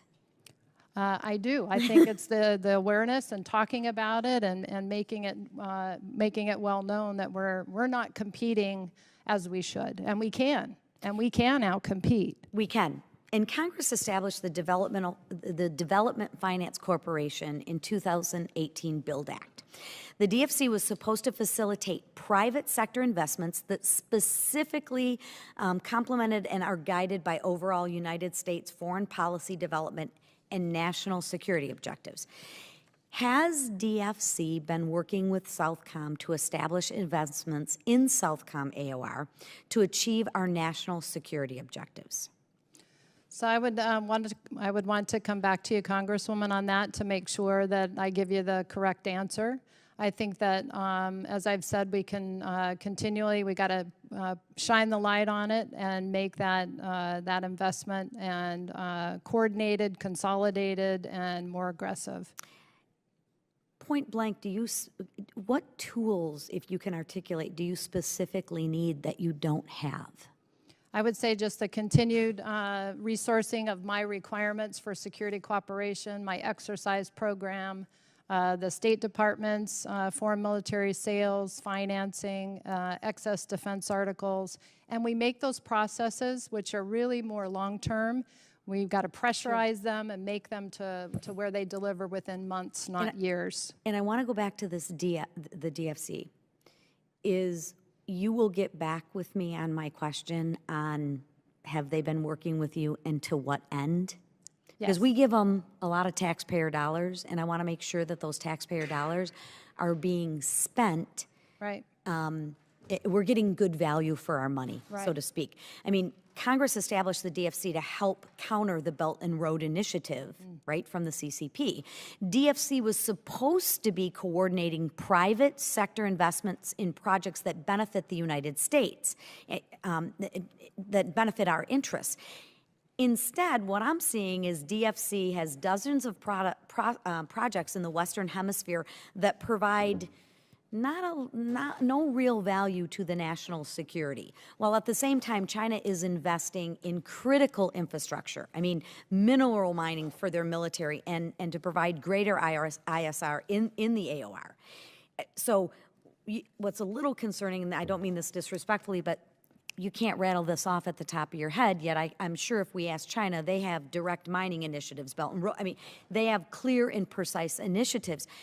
In my opinion, Congress needs to take a hard look at the DFC, the DFC's mandates, when there's legislation to reauthorize this agency when it comes up for reauthorization this year. I mean, we need to take a good, hard look at what are those dollars getting spent for? And are they being spent appropriately? Gentlelady's time's expired. Chair, now recognize the gentleman from Nevada, Mr. Horsford, for 5 minutes. Thank you very much, Chairman Rogers and Ranking Member Smith, for holding this important hearing. Assistant Secretary Dalton, in your testimony, you mentioned that rising temperatures, droughts, and more frequent, intense, and unpredictable storms and floods have already begun to affect military readiness and impose significant cost on the department. I agree with you that these environmental hazards are degrading readiness, critical infrastructure, and capabilities. In my home state of Nevada, the vast majority of the state is currently experiencing a severe drought. That means that 2.6 million people are affected by the drought, with 6.13% of Nevadans experiencing extreme drought. The Colorado River Basin has racked up such dramatic deficits that a single season can't foretell the dire water supply concerns. And Lake Mead, the nation's largest reservoir, has fallen by about 170 feet since the current drought began in 2000 and currently sits at 27% capacity. In fact, if Lake Mead falls below 950 feet, it will go to dead pool status, which will prevent it from generating power that serves 40 million people throughout the West. This clearly has an impact on our readiness, including the bases in my district at Nellis Air Force Base, Creech Air Force Base, the National Test and Training Range, and the Hawthorne Army Depot. So could you explain how extreme weather is affecting our military readiness further and how the department is addressing climate resiliency? Congressman, thank you for highlighting this really important issue. The NDS captures it as a critical transboundary challenge facing not just the United States, but also our global network of allies and partners. The department is seeking to make our systems more resilient to a range of threats that result from or are exacerbated by extreme weather events, which are being reshaped by climate change, increasing the resilience of our bases, making our structures, power grids, fuel distribution systems, and water lines more survivable, not only gives us a strategic advantage, particularly in contested logistics, but also improves our operational effectiveness. The military's mission is to provide the most lethal, effective, and capable fighting force, and that requires adapting to a changing security environment, including the effects of climate change. Additionally, working to build the resiliency of our partners to respond to climate-related disaster response efforts through both DoD and non-DoD programming will help DoD sustain focus on our key warfighting mission. For example, Southcom is working with allies and partners in the Caribbean to enhance their planning capabilities and better prepare for the anticipated impacts of extreme weather events and regional climate-related hazards through an upcoming tabletop exercise. And we're grateful for Congress's support of a new authority, the Defense Operational Resilience International Cooperation Fund, that will enable us to help build the resiliency of our allies and partners abroad. But we're looking at this both domestically and abroad to tackle the effects of climate change. And what happens if we fail to build resilience against these effects of climate change and its effect on the loss of military capability? Thank you, Congressman. Let me give you a pretty stark example. The NDS makes clear the PRC is our pacing challenge. The priority theater is the Indo-Pacific. When we look at Pacific Islands that we rely upon for access, basing, and overflight, for priority war plans, for PRC contingency, those are the very islands that are subject to storm surge and sea level rise over the next 10 to 20 years. And so if we fail to build climate resiliency in the Pacific Islands, key locations like the Kwajalein Atoll that has critical missile defense capabilities, we're going to be at risk of being able to perform our warfighting missions, full stop. Well, I appreciate very much the department taking these challenges seriously, for you answering my questions, and I look forward to continuing to work with the department and this committee to address the threats facing our national security, including those related to climate. Thank you. I yield back. Chair now recognizes the gentleman from Texas, Mr. Jackson for 5 minutes. Thank you, Mr. Chairman. I appreciate it. And I also want to thank our witnesses for taking time out of your schedule to be here today. Much appreciated. The past 5 to 10 years have brought with them unprecedented challenges in North and South America, including natural disasters, political upheaval, border and migration crises, and a pandemic. Overshadowing all of these challenges are the ever-growing attempts of the Chinese Communist Party to achieve influence and a foothold right here in the Western Hemisphere. In the last 5 years, and I know this has been touched on a little bit, in the last 5 years, Taiwan has lost 4 allies in Central America. Panama in 2017, El Salvador in 2018, Dominican Republic in 2018, and Nicaragua in 2021.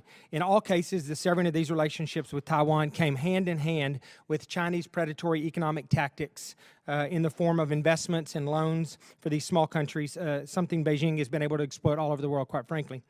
The majority of Chinese enticements to these small, vulnerable countries have come in the form of significant financial aid and investment in exchange for severing ties with Taiwan. General Richardson, to your knowledge, have any Chinese offers involved military assistance, and have there been any requirements from the PRC to allow access to Chinese forces on any territories here in the Western Hemisphere? So in terms of the hardware and the ability, so the PRC does compete in terms of the whether a country is looking for vehicles or aircraft or things like that. And so certainly with our processes and the countries now, partner nations, are looking at, because of the economies and the issues with their economies, they're looking at what's the best finance package too, to also be able to, before they make the big decision on buying aircraft or vehicles and things like that. And so the PRC is definitely competing in that space. In the military space as well. And in terms of they're more in the terms of training and education, all expense paid training and education to Beijing and to China for 1 year, 2 year, and even recently found out about a 4-year program. But to date, really no big plans for installations, ports, things of that nature that we see going on right now in Africa and other places? I would say what the PRC is doing now, sir, is setting the theater, is what I call it, or setting the table for these state-owned enterprises that come in and could be used for dual-use capability for the military in the future. So while we don't have any bases right now from the PRC, I would say that that is something that will eventually happen possibly 7, 10, 15 years from now. Yes, ma'am. Thank you. That makes sense. Thank you. As we've discussed today, some of our most sensitive, vital, and advanced defense platforms rely heavily on certain ranges of the spectrum. China also relies on the spectrum for its defense apparatus. However, here in the United States, our spectrum usage and allocation system is currently somewhat in flux, and there's a lot of debate on how we're going to ultimately resolve this. General VanHerck, do you believe that China is exploiting our spectrum allocation in the dilemma that we're currently going through regarding this spectrum? And are they making significant advances beyond our own capabilities? If so, do you believe that we can make up our losses on this issue? And how do you suggest we recapture the high ground on spectrum? Congressman, I don't have any direct evidence that China is exploiting the electromagnetic spectrum. I would say that that would be their intent if they could, the way they exploit everything else. I believe that what we need to do with regards to spectrum is not look at it from only a commercial aspect, a sale, but a national security aspect, and ensure that all decisions with regards to spectrum look and assess the impact to national security, the ability to accomplish all of our national security missions. Yes, sir. Thank you. One last question. In Europe, we operate in a theater with many allies possessing military capabilities and technologies. We rely on knowing that when deterring aggression or stopping bad actors there, we have capable, competent, trained forces with whom we can work side by side with. Southcom, by contrast, operates in an area of the world where we're just kind of discussing to some extent that is often still developing and lacks institutional knowledge and defense means and resourcing that many of our European allies have. General Richardson, how does Southcom manage the distinct power and resource imbalance between the U.S. and our Southcom AR allies when it comes to ensuring U.S. strategic interests in South America and the EUCOM NATO model are different from what we face in this command? So, Congressman, I'm happy to report that we just last spring, myself and the other allies that operate within the region signed a Western Hemisphere framework. And that's really a non-binding agreement, but it's a commitment to work better together, to share information. And as we are getting after integrated deterrence and team democracy in the Western Hemisphere, that's really what that's about. Chair, now I recognize the gentleman from Nebraska Thank you, ma'am. for 5 minutes. Thank you to all three of you for being here today. It's great to see General VanHerck, who I've had the honor of working with in the past, and thank you, General Richardson, for visiting yesterday. I want to clarify with General VanHerck some of the news reporting on the Chinese reconnaissance balloon. Some of the news reports claim that the citizens of Montana detected the balloon, which then led the military to brief the president on on the location of it and what was going on. And the reporting indicates that was the first the president had heard of it. Is that the case? Did we wait until citizens detected the balloon before we briefed the president on the balloon status? Congressman, I can't answer that question because I didn't specifically discuss that with the White House. I can tell you that on 27 January, I made the department aware, and when we detected it with radar on the 28th of January, again, I made them aware and made my assessment that there was no hostile intent, that being maneuvering to seek an offensive advantage or hostile acts such as dropping weapons, and I provided that to the department. I was just a little worrisome that it sounds like in some of the reporting that the president wasn't going to be briefed, but the fact that citizens saw it triggered, the briefs to the president. So that would be my concern. I'd like to follow up too on your comment on the mid-band frequency spectrum. You mentioned earlier that the auction of the part of the spectrum that our radars operate in that area would have a significant impact on your mission. If the science indicates that it's possible to effectively share the spectrum in these frequency ranges, would that reduce the risk to your mission, or should we be even more cautious and not go down that path at all? Yeah, Congressman, ultimately it's a policy decision. With regards to sharing, I'm agnostic to the solution. We just need to understand the impacts of any sell-off on national security and defending our homeland. Thank you. And General Richardson, Brazil's a rising power. How do you characterize our two countries' relationships? How's it trending? And what can we do to involve Brazil more in the world's leadership of standing up to authoritarian regimes and being part of the free nations? Continue to engage, Congressman. We have a foreign liaison officer at United States Southern Command, the second one from Brazil. We need to keep that relationship and build upon that.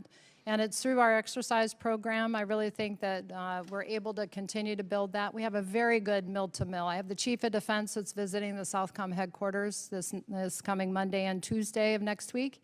And then I will go to Brazil next month and visit with the Minister of Defense as well as the Chief of Defense again. But it's to build that trust. We have a brand new administration that's in the seat.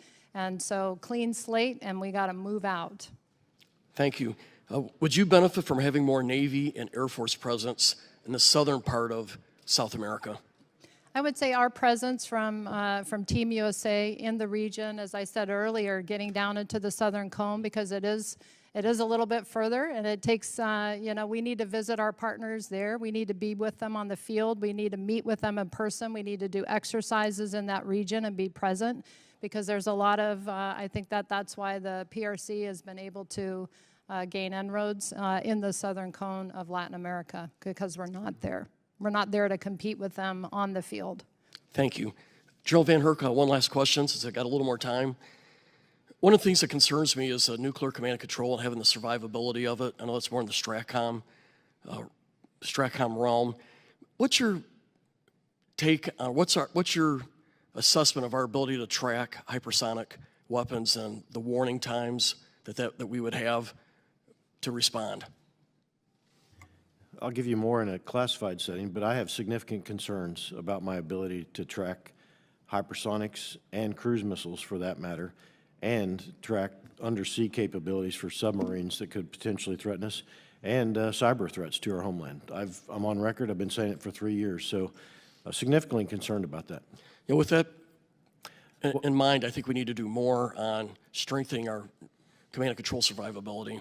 Yeah, I want to point out why this is crucial. Okay, this is decision space for our national security apparatus, for continuity of government, for survival of our nuclear forces. And when you can't provide threat warning or attack assessment in a timely manner, then strategic stability erodes and the potential risk of strategic deterrence failure goes up. So I couldn't agree more. We need to be very concerned about that. The Russians and the Chinese must know that we can respond, and we have to ensure that we have the capabilities in place to do it.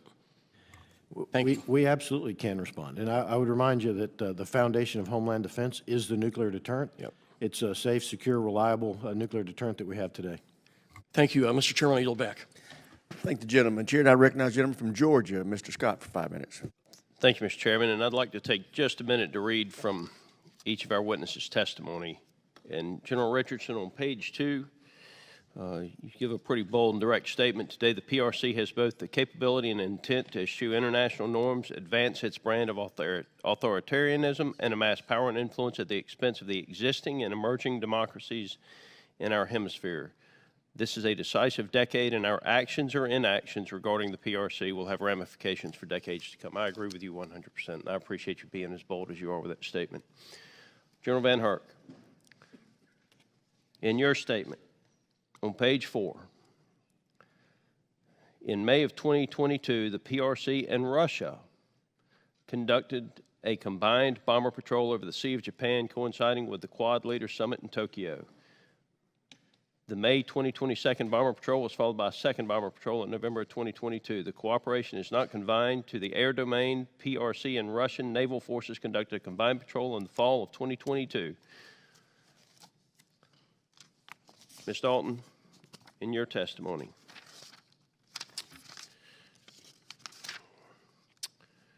in the NDS, the Secretary directed the Department to act urgently to sustain and strengthen U.S. deterrence with the People's Republic of China as the pacing challenge for the Department in Russia.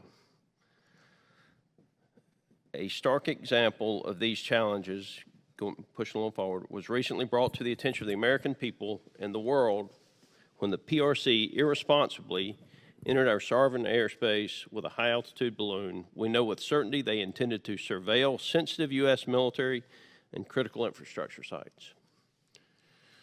I would have changed one word and put intentionally maybe instead of irresponsibly. But I think your statement is very direct as well. And General VanHerck, I appreciate you giving specific examples of the alliance between China and Russia.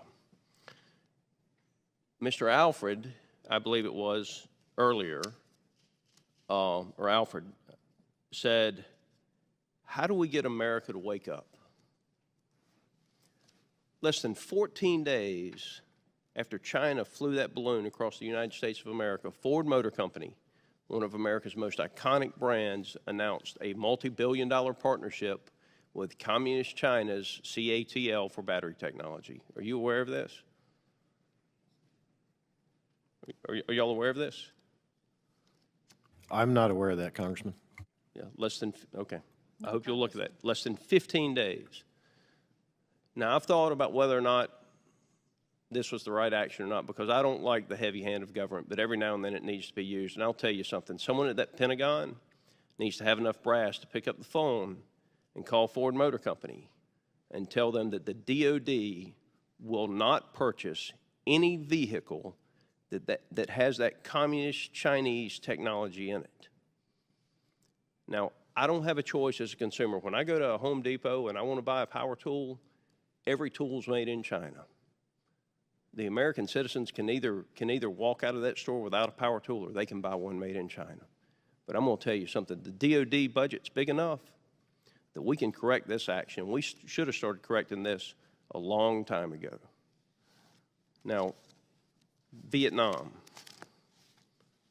we lost 58,000 Americans in almost 20 years, if I'm not mistaken. Over 100,000 overdoses this last year in the United States of America. You have all testified that China is indifferent and not willing to help us with this. Is that correct? Congressman, I did say that. They're turning a blind eye to the precursors. Turning a blind eye to the deaths that we have. I apologize if the rest of you didn't say it, but it's pretty much the consensus of our intelligence community, our military community, is China could help, but they won't. Corporate America's got to step up to the plate and help us stop this. And I will tell you, it's time for the heavy hand of government to pick up the phone and call Ford Motor Company and say, you developed those batteries with China? and we're not buying any of your battery-powered vehicles through the Department of Defense. With that, I yield the remainder of my time. We can do that statutorily. I think I'll help you with that. I'll help you with it. Now Mr. Chairman, I plan to. Now we've got the gentleman from Indiana, Mr. Banks, for 5 minutes. Thank you, Mr. Chairman. General VanHerck, how many times have you specifically briefed the President of the United States about the situation at the border? Congressman, I have not personally briefed the President of the United States. Has the President of the United States requested a briefing from you about the situation at the border? Not that I'm aware of. Are you surprised by that? No, not necessarily. He works closely with, obviously, the Secretary and senior leaders, but I'm not necessarily surprised. It's been said many times already, 107,375 Americans have died from drug overdoses, specifically related to fentanyl, leading cause of death of Americans my age in this country today. And we know that the vast majority of that fentanyl is coming across the southern border. It surprises me greatly. Frankly, it angers me that the President of the United States of America is so tone deaf and has turned a blind eye that he's not asking the top general in the United States of America tasked with overseeing drug interdiction at our southern border to come and brief him on the leading cause of a death of Americans of working age in this country. What is the specific role that you are playing at the border to stop drugs from coming into this country? So to be clear, I'm in support of Homeland Security.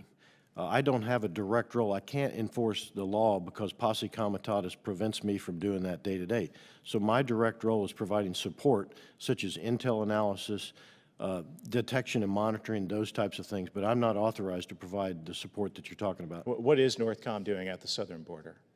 We are doing two things. Number one, we provide support through the request for assistance from Homeland Security, detection and monitoring, which we have about 106 locations where we provide support. We provide aerial support, about 12,000 hours for detection and monitoring, and we provide intel analysis. JTF North, my Joint Task Force North, provides direct support to enable law enforcement agencies to conduct their mission, to include intel assessments in Mexico, pointing out where the Mexicans can utilize intel assessment to collect precursors, interdict precursors, and also provide support to enable our folks here in the Homeland law enforcement agencies to get after the problems now north to south flows, such as interdicting money and also interdicting weapons. But I can't do that directly because that's a law enforcement action.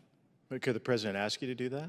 The President could ask under special authorities for the military to do more, yes. Yeah, I mean, this is pure insanity and a testament to the lack of leadership of this President that he's not asking you to do whatever you can to stop fentanyl from flooding into this country. In fact, let me point out that in 2020, President Trump visited Southcom for a briefing. Specifically, he went to Southcom for a briefing to talk about the campaign against drug trafficking. That's the type of leadership that he provided in this country, the opposite of what we're seeing coming from President Biden.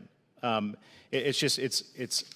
Chairman, it's unbelievable to me that this president has completely ignored this situation. That I'm baffled by it, that the general has not briefed the President of the United States directly and shown that kind of leadership, knowing that he could, as you just said, he could ask you to do more at the border, and he's not asking you to do it. There's not a family in my district in Northeast Indiana anymore that I talk to who isn't directly affected by the drug epidemic in this country, and that the President of the United States won't go to his top general in charge of protecting our southern border and stopping drugs from coming in here when he could is just, it's absolutely, it's shameful, and I'm going to continue to do whatever I can to make sure that we get a president in the White House who's paying attention to the southern border. So with that, Mr. Chairman, I yield back. The gentleman from Florida, in fact, is recognized for 5 minutes. General VanHerck, ever heard of Rice's whale? Congressman, I have not. I don't blame you. There are only 51 of them, and until 2021, even the Rice's whale didn't know that it was a Rice's whale. People thought it was a bird's whale. But now, because in 2021, some scientist believes they found 51 Rice's whales off the coast of Florida, right off the continental shelf, there's no live fire testing going on right now in the Gulf Test Range because the renewal process that is required has been queered by the Department of Commerce. As you well know, the Gulf Test Range is the only place where we do certain types of exquisite live fire testing. Doesn't it seem odd that our country would suspend all of that for 51 whales that are a subspecies of a different whale? Certainly a policy decision. I'm not aware of the specifics behind that, but certainly I think the stopping of military testing capabilities to test our weapons could have an impact on our readiness. Yeah, a cascading effect on our readiness, as a matter of fact, because what's happening at Glen Air Force Base now is that the live fire testing is having to occur over the land range, which is impacting the mission of 6th Ranger Battalion, of 7th Special Forces Group, of the Navy EOD School. It will potentially lead to evacuations of several highways that my constituents use by the thousands every single day. And so what I'm hoping to do is bring a little sanity to this process, because a serious nation would not impair live fire testing and other critical testing of hypersonic component parts over this range that this committee has invested about $170 million into, because we found 51 whales that we didn't know existed before 2021. Because we share a vision to ensure that we have that high-level readiness and that we have the areas necessary to plan for a China scenario, will your staff work with me to try to see how we can supercharge the voice of the Department of Defense in this interagency process where some people appear to be stopping critical military mission over 51 whales? Congressman, that's not what my staff would do. I would say the Air Force and the department should work with you on the way forward on that. I'm a consumer of that readiness. I do have concerns about ensuring our forces are ready, but that would not be my responsibility as a combatant commander. Well, will the department work with me on that? Congressman, thank you for highlighting this issue. We're happy to take that question back. Thank you. I really appreciate it, because I don't think a serious country would behave this way. And by the way, we're not the only ones operating in the Gulf of Mexico. China was able to purchase from Shell Oil an oil rig where they have dual-use capabilities. As a matter of fact, it's called the Ram Powell Unit Platform. Are you familiar with that platform, General VanHerck? I'm aware of what you're saying with regards to China purchasing an oil rig. I'm not aware of that specific platform. Yeah, so I mean, here's what happened. It was astonishing to me that this could occur. In 2016, Shell Oil wanted to sell one of their platforms out in the middle of the Gulf of Mexico where we do all this high-end testing, and the 96 Test Wing at my military installation objected. They said, please do not create a secret Chinese intelligence gathering platform masquerading as an oil rig in the middle of the Gulf of Mexico. And lo and behold, in 2016, the Obama administration State Department approved it anyway through the CFIUS process. And so, I just wonder how that happens. I wonder how, when the 96 Test Wing, when the Air Force is saying, bad idea, don't sell this oil rig in the middle of the Gulf of Mexico to China, then the Obama administration greenlights it. What advice can you give me, Ms. Dalton, about how to ensure that these interagency workings don't lead to a circumstance where Americans are paralyzed in testing and operations in the Gulf because of 51 whales we didn't know existed until 2021, and yet the Chinese are able to go and compromise a platform to gather intelligence on our exquisite testing? Congressman, as mentioned, happy to take the question back on the whales. Certainly when it comes to PRC activities in the region, as the three of us have testified today, we are closely tracking their investments, their activities, their operations, including through third parties. Is there anyone who doesn't agree with the statement that we're all better off if the Chinese Communist Party isn't operating dual-purpose oil rigs in the Gulf of Mexico? We all agree with that, right? No one's like, you know what, we need to think twice and maybe be more accommodating to the Chinese. Well, I would say, let's not be so accommodating to the Chinese, let's not be so accommodating to the whales, and let's get back to the great mission that I know you all believe in. Thank you, Mr. Chairman. I yield back. I thank the gentleman. Chair now yields to the gentleman from Tennessee, Dr. Desjardins, for any questions he may have. Thank you, Chairman. General VanHerck, how concerned are you by North Korea's continued missile development and production, and do you believe they presently have the capability to overwhelm our missile defenses of the homeland, or are they nearing that point? Yeah, so I'm incredibly concerned about their ability to potentially overwhelm my capacity to defend. I'd rather talk in a classified session about the details of that, but absolutely I'm concerned. Okay. Can you describe the benefit that the Next Generation Interceptor could provide in defending against this threat? Absolutely. So the Next Generation Interceptor gives 20 additional ground-based interceptors, which will help me with the capacity that you're alluding to. So it'll give us a total of about 64 or more interceptors, which gives me more opportunities and capacity. In addition to that, the Next Generation Interceptor, when coupled with the long-range discriminating radar, will help me against the additional capabilities they're developing, such as decoys, to be able to discriminate that. That's really crucial going forward. Yeah. How about placement of additional interceptors in Alaska? Would that be useful? Capacity-wise, absolutely, as long as they came with the capabilities we're describing. Okay. And finally, earlier in this hearing, you briefly mentioned concern about U.S. defense funding and strategies in the Arctic. I wanted to give you some more time if you needed to elaborate on your concerns in this area. Where are the gaps in our Arctic strategy and capabilities, and what do we need to be doing better to compete with China and Russia in this critical regions? Yeah, I would point to last year, the National Defense Authorization Act directed me to do Arctic studies. I completed that and turned it in, and it was given to Congress in September. That'll give you a classified look at the capabilities we're talking about, but in general, I need persistence. That means fuel north of Dutch Harbor, Alaska, infrastructure to operate day-to-day in campaigning, but also in crisis, and communication capabilities as well, so we can communicate not only voice but data as well in the Arctic. Thank you. Yield back. Chair now recognizes the gentleman from Louisiana, Mr. Johnson, for 5 minutes. Thank you, Mr. Chairman. General Richardson, thank you for your testimony today. Thank all of you for your time. I'm very concerned about China's influence in our own hemisphere in South America, and it's been widely reported that they've been trying to buy favor through the Belt and Road and other means, and you noted in your testimony that China's trade with Latin America and the Caribbean has increased by 24,000% over the last 20 years. So I'm curious about your assessment of how successful they've been in using those trade relationships to exert influence in South America, and what are some of the indicators that we should be looking at in measuring that success? So I think that is when that enormous amount of trade over a short period of time, then that's building trust with the partner nations, I would say. It's also building partnering that they are doing with our partner nations, and that further makes our partners think twice about partnering, with us or continuing to look that direction towards them. And so I think that plays quite a bit into the relationship dynamics. What are some of the things that we're currently doing to respond to those attempts from China to exert influence in our own hemisphere? And then moreover, in a perfect world, if you could design a perfect plan, what more would we or should we be doing to push back?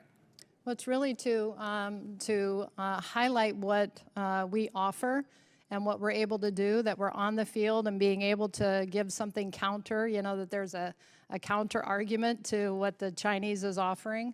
And that's why I want to talk about loudly. We're on the ground on the military side of the house, but we can do better talking about and advertising the other investments that we have going on in the region as a whole of government approach from Team USA. And I heard you earlier, and I wish you'd elaborate or explain it one more time, what you mean by putting the flag on more things. I mean, we want to project peace through strength, and a big part of that is perception, right? Our strength, our resolve. Is that what you mean by that?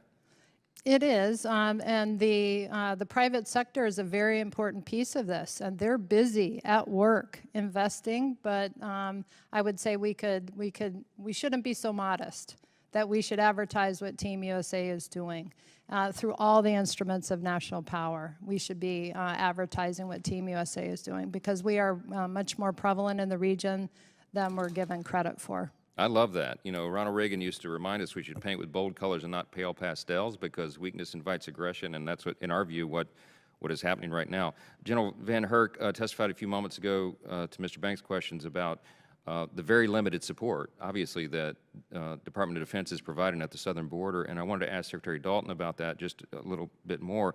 My understanding is that DOD has fewer than 2,000 National Guard personnel in Title X status deployed to the southern border in support of CBP, and the department is providing UAV support and some of the other intel assessment, I think. But the Department of Homeland Security requested the current levels of support. Is that right? Congressman, thank you for the question. So we are actually providing approximately 2,500 ground and air personnel in Title 10 status to support DHS in the Southwest Border Mission, as well as 12,100 flight hours. On top of that, also aerostat support, and also have the Secretary has approved contracted reimbursable support for additional air, ground, land, billeting, and medical support for a surge at the border if that's anticipated in the next few months. Okay, but all the things that have been described is not enough, clearly. We have a catastrophe at the border from our perspective, and I think the evidence speaks for itself. So why hasn't DHS requested more? That's the question. Thank you, Congressman. We are continuing to engage DHS and our other interagency partners on what is an unprecedented challenge at the border. As noted, the numbers are skyrocketing. We are all very conscientious of the likely lifting of Title 42 in May, and there are concerted interagency efforts to get after this challenge. As General VanHerck mentioned, this is principally a law enforcement function. And so we are strong advocates for fully resourcing the Department of Homeland Security. Good. But For listen, I only have 10 CBP seconds and left. technologies that are important. Let me for stop this you. It's a mission. law enforcement function. But if law enforcement is overwhelmed because of policy choices or otherwise, DOD has to step up. We have to close the border. If we don't have a secure border, we don't have sovereignty, we don't have a nation. I'm out of time. I yield back. Gentleman's time has expired. Chair now recognizes the gentleman from Guam. And before he starts, I do want everybody to know, tell all the MLAs for members back in their offices, after Mr. Moylan, we will recess and move to the classified area for the second portion of this hearing. But gentleman's recognized for 5 minutes. Thank you, Mr. Chairman. Thank you for our witnesses. General VanHerck, the 2022 Missile Defense Review states, an attack on Guam or any other U.S. territory by any adversary will be considered a direct attack on the United States, and goes on to recognize that Guam, an unequivocal part of the United States, and given that Guam is part of the U.S. homeland, in your personal military assessment, General, is Guam defended to an acceptable standard, especially considering that the territory does not fall under the umbrella of NORAD? General. That question's best answered by Admiral Aquilino. What I can tell you is the department's moving forward with an aggressive plan to defend Guam. Missile Defense Agency is working that right now. I look forward to working with the Missile Defense Agency as we build capabilities out to defend the CONUS as well. And thank you, General. And then just in your opinion, could you please highlight some resources that you would feel important to have defending the entire U.S. homeland, including Guam, such as the over-the-horizon radars? Yeah, so the over-the-horizon radars are crucial for domain awareness. And I applaud Congress and the Department for funding those in FY23. As we go forward, we'll need a little bit more funding. I look forward to seeing the budget in 24 as it comes out here. Additional capability, though, is really access to forces that are organized, trained, and equipped to operate throughout my AOR, which includes the Arctic as well, but not only in the Arctic, but here in the homeland. I'm the only combatant commander that has to go ask for forces that has an area in a time of crisis that I don't have the assigned or allocated forces. And I don't need them assigned or allocated as long as I have access to those to defend the homeland. I need additional domain awareness for undersea capabilities. The Russians, as you're probably likely aware, not only have now their most capable submarines in the Atlantic, they'll have them in the Pacific as well, and that's going to present challenges. And the PRC is about 8 to 10 years behind them. So the problem is only going to grow from a homeland domain awareness perspective, and also in the cyber domain. We need more capabilities to understand where we're vulnerable across not only DOD and our federal entities, but across the nation as a whole in the cyber domain. Thank you, General, for all you do, and thank you to the witnesses. Mr. Chairman, thank you. I yield back. I thank the gentleman. Chair will be reconvening in 2212 at 12:45. This hearing is adjourned.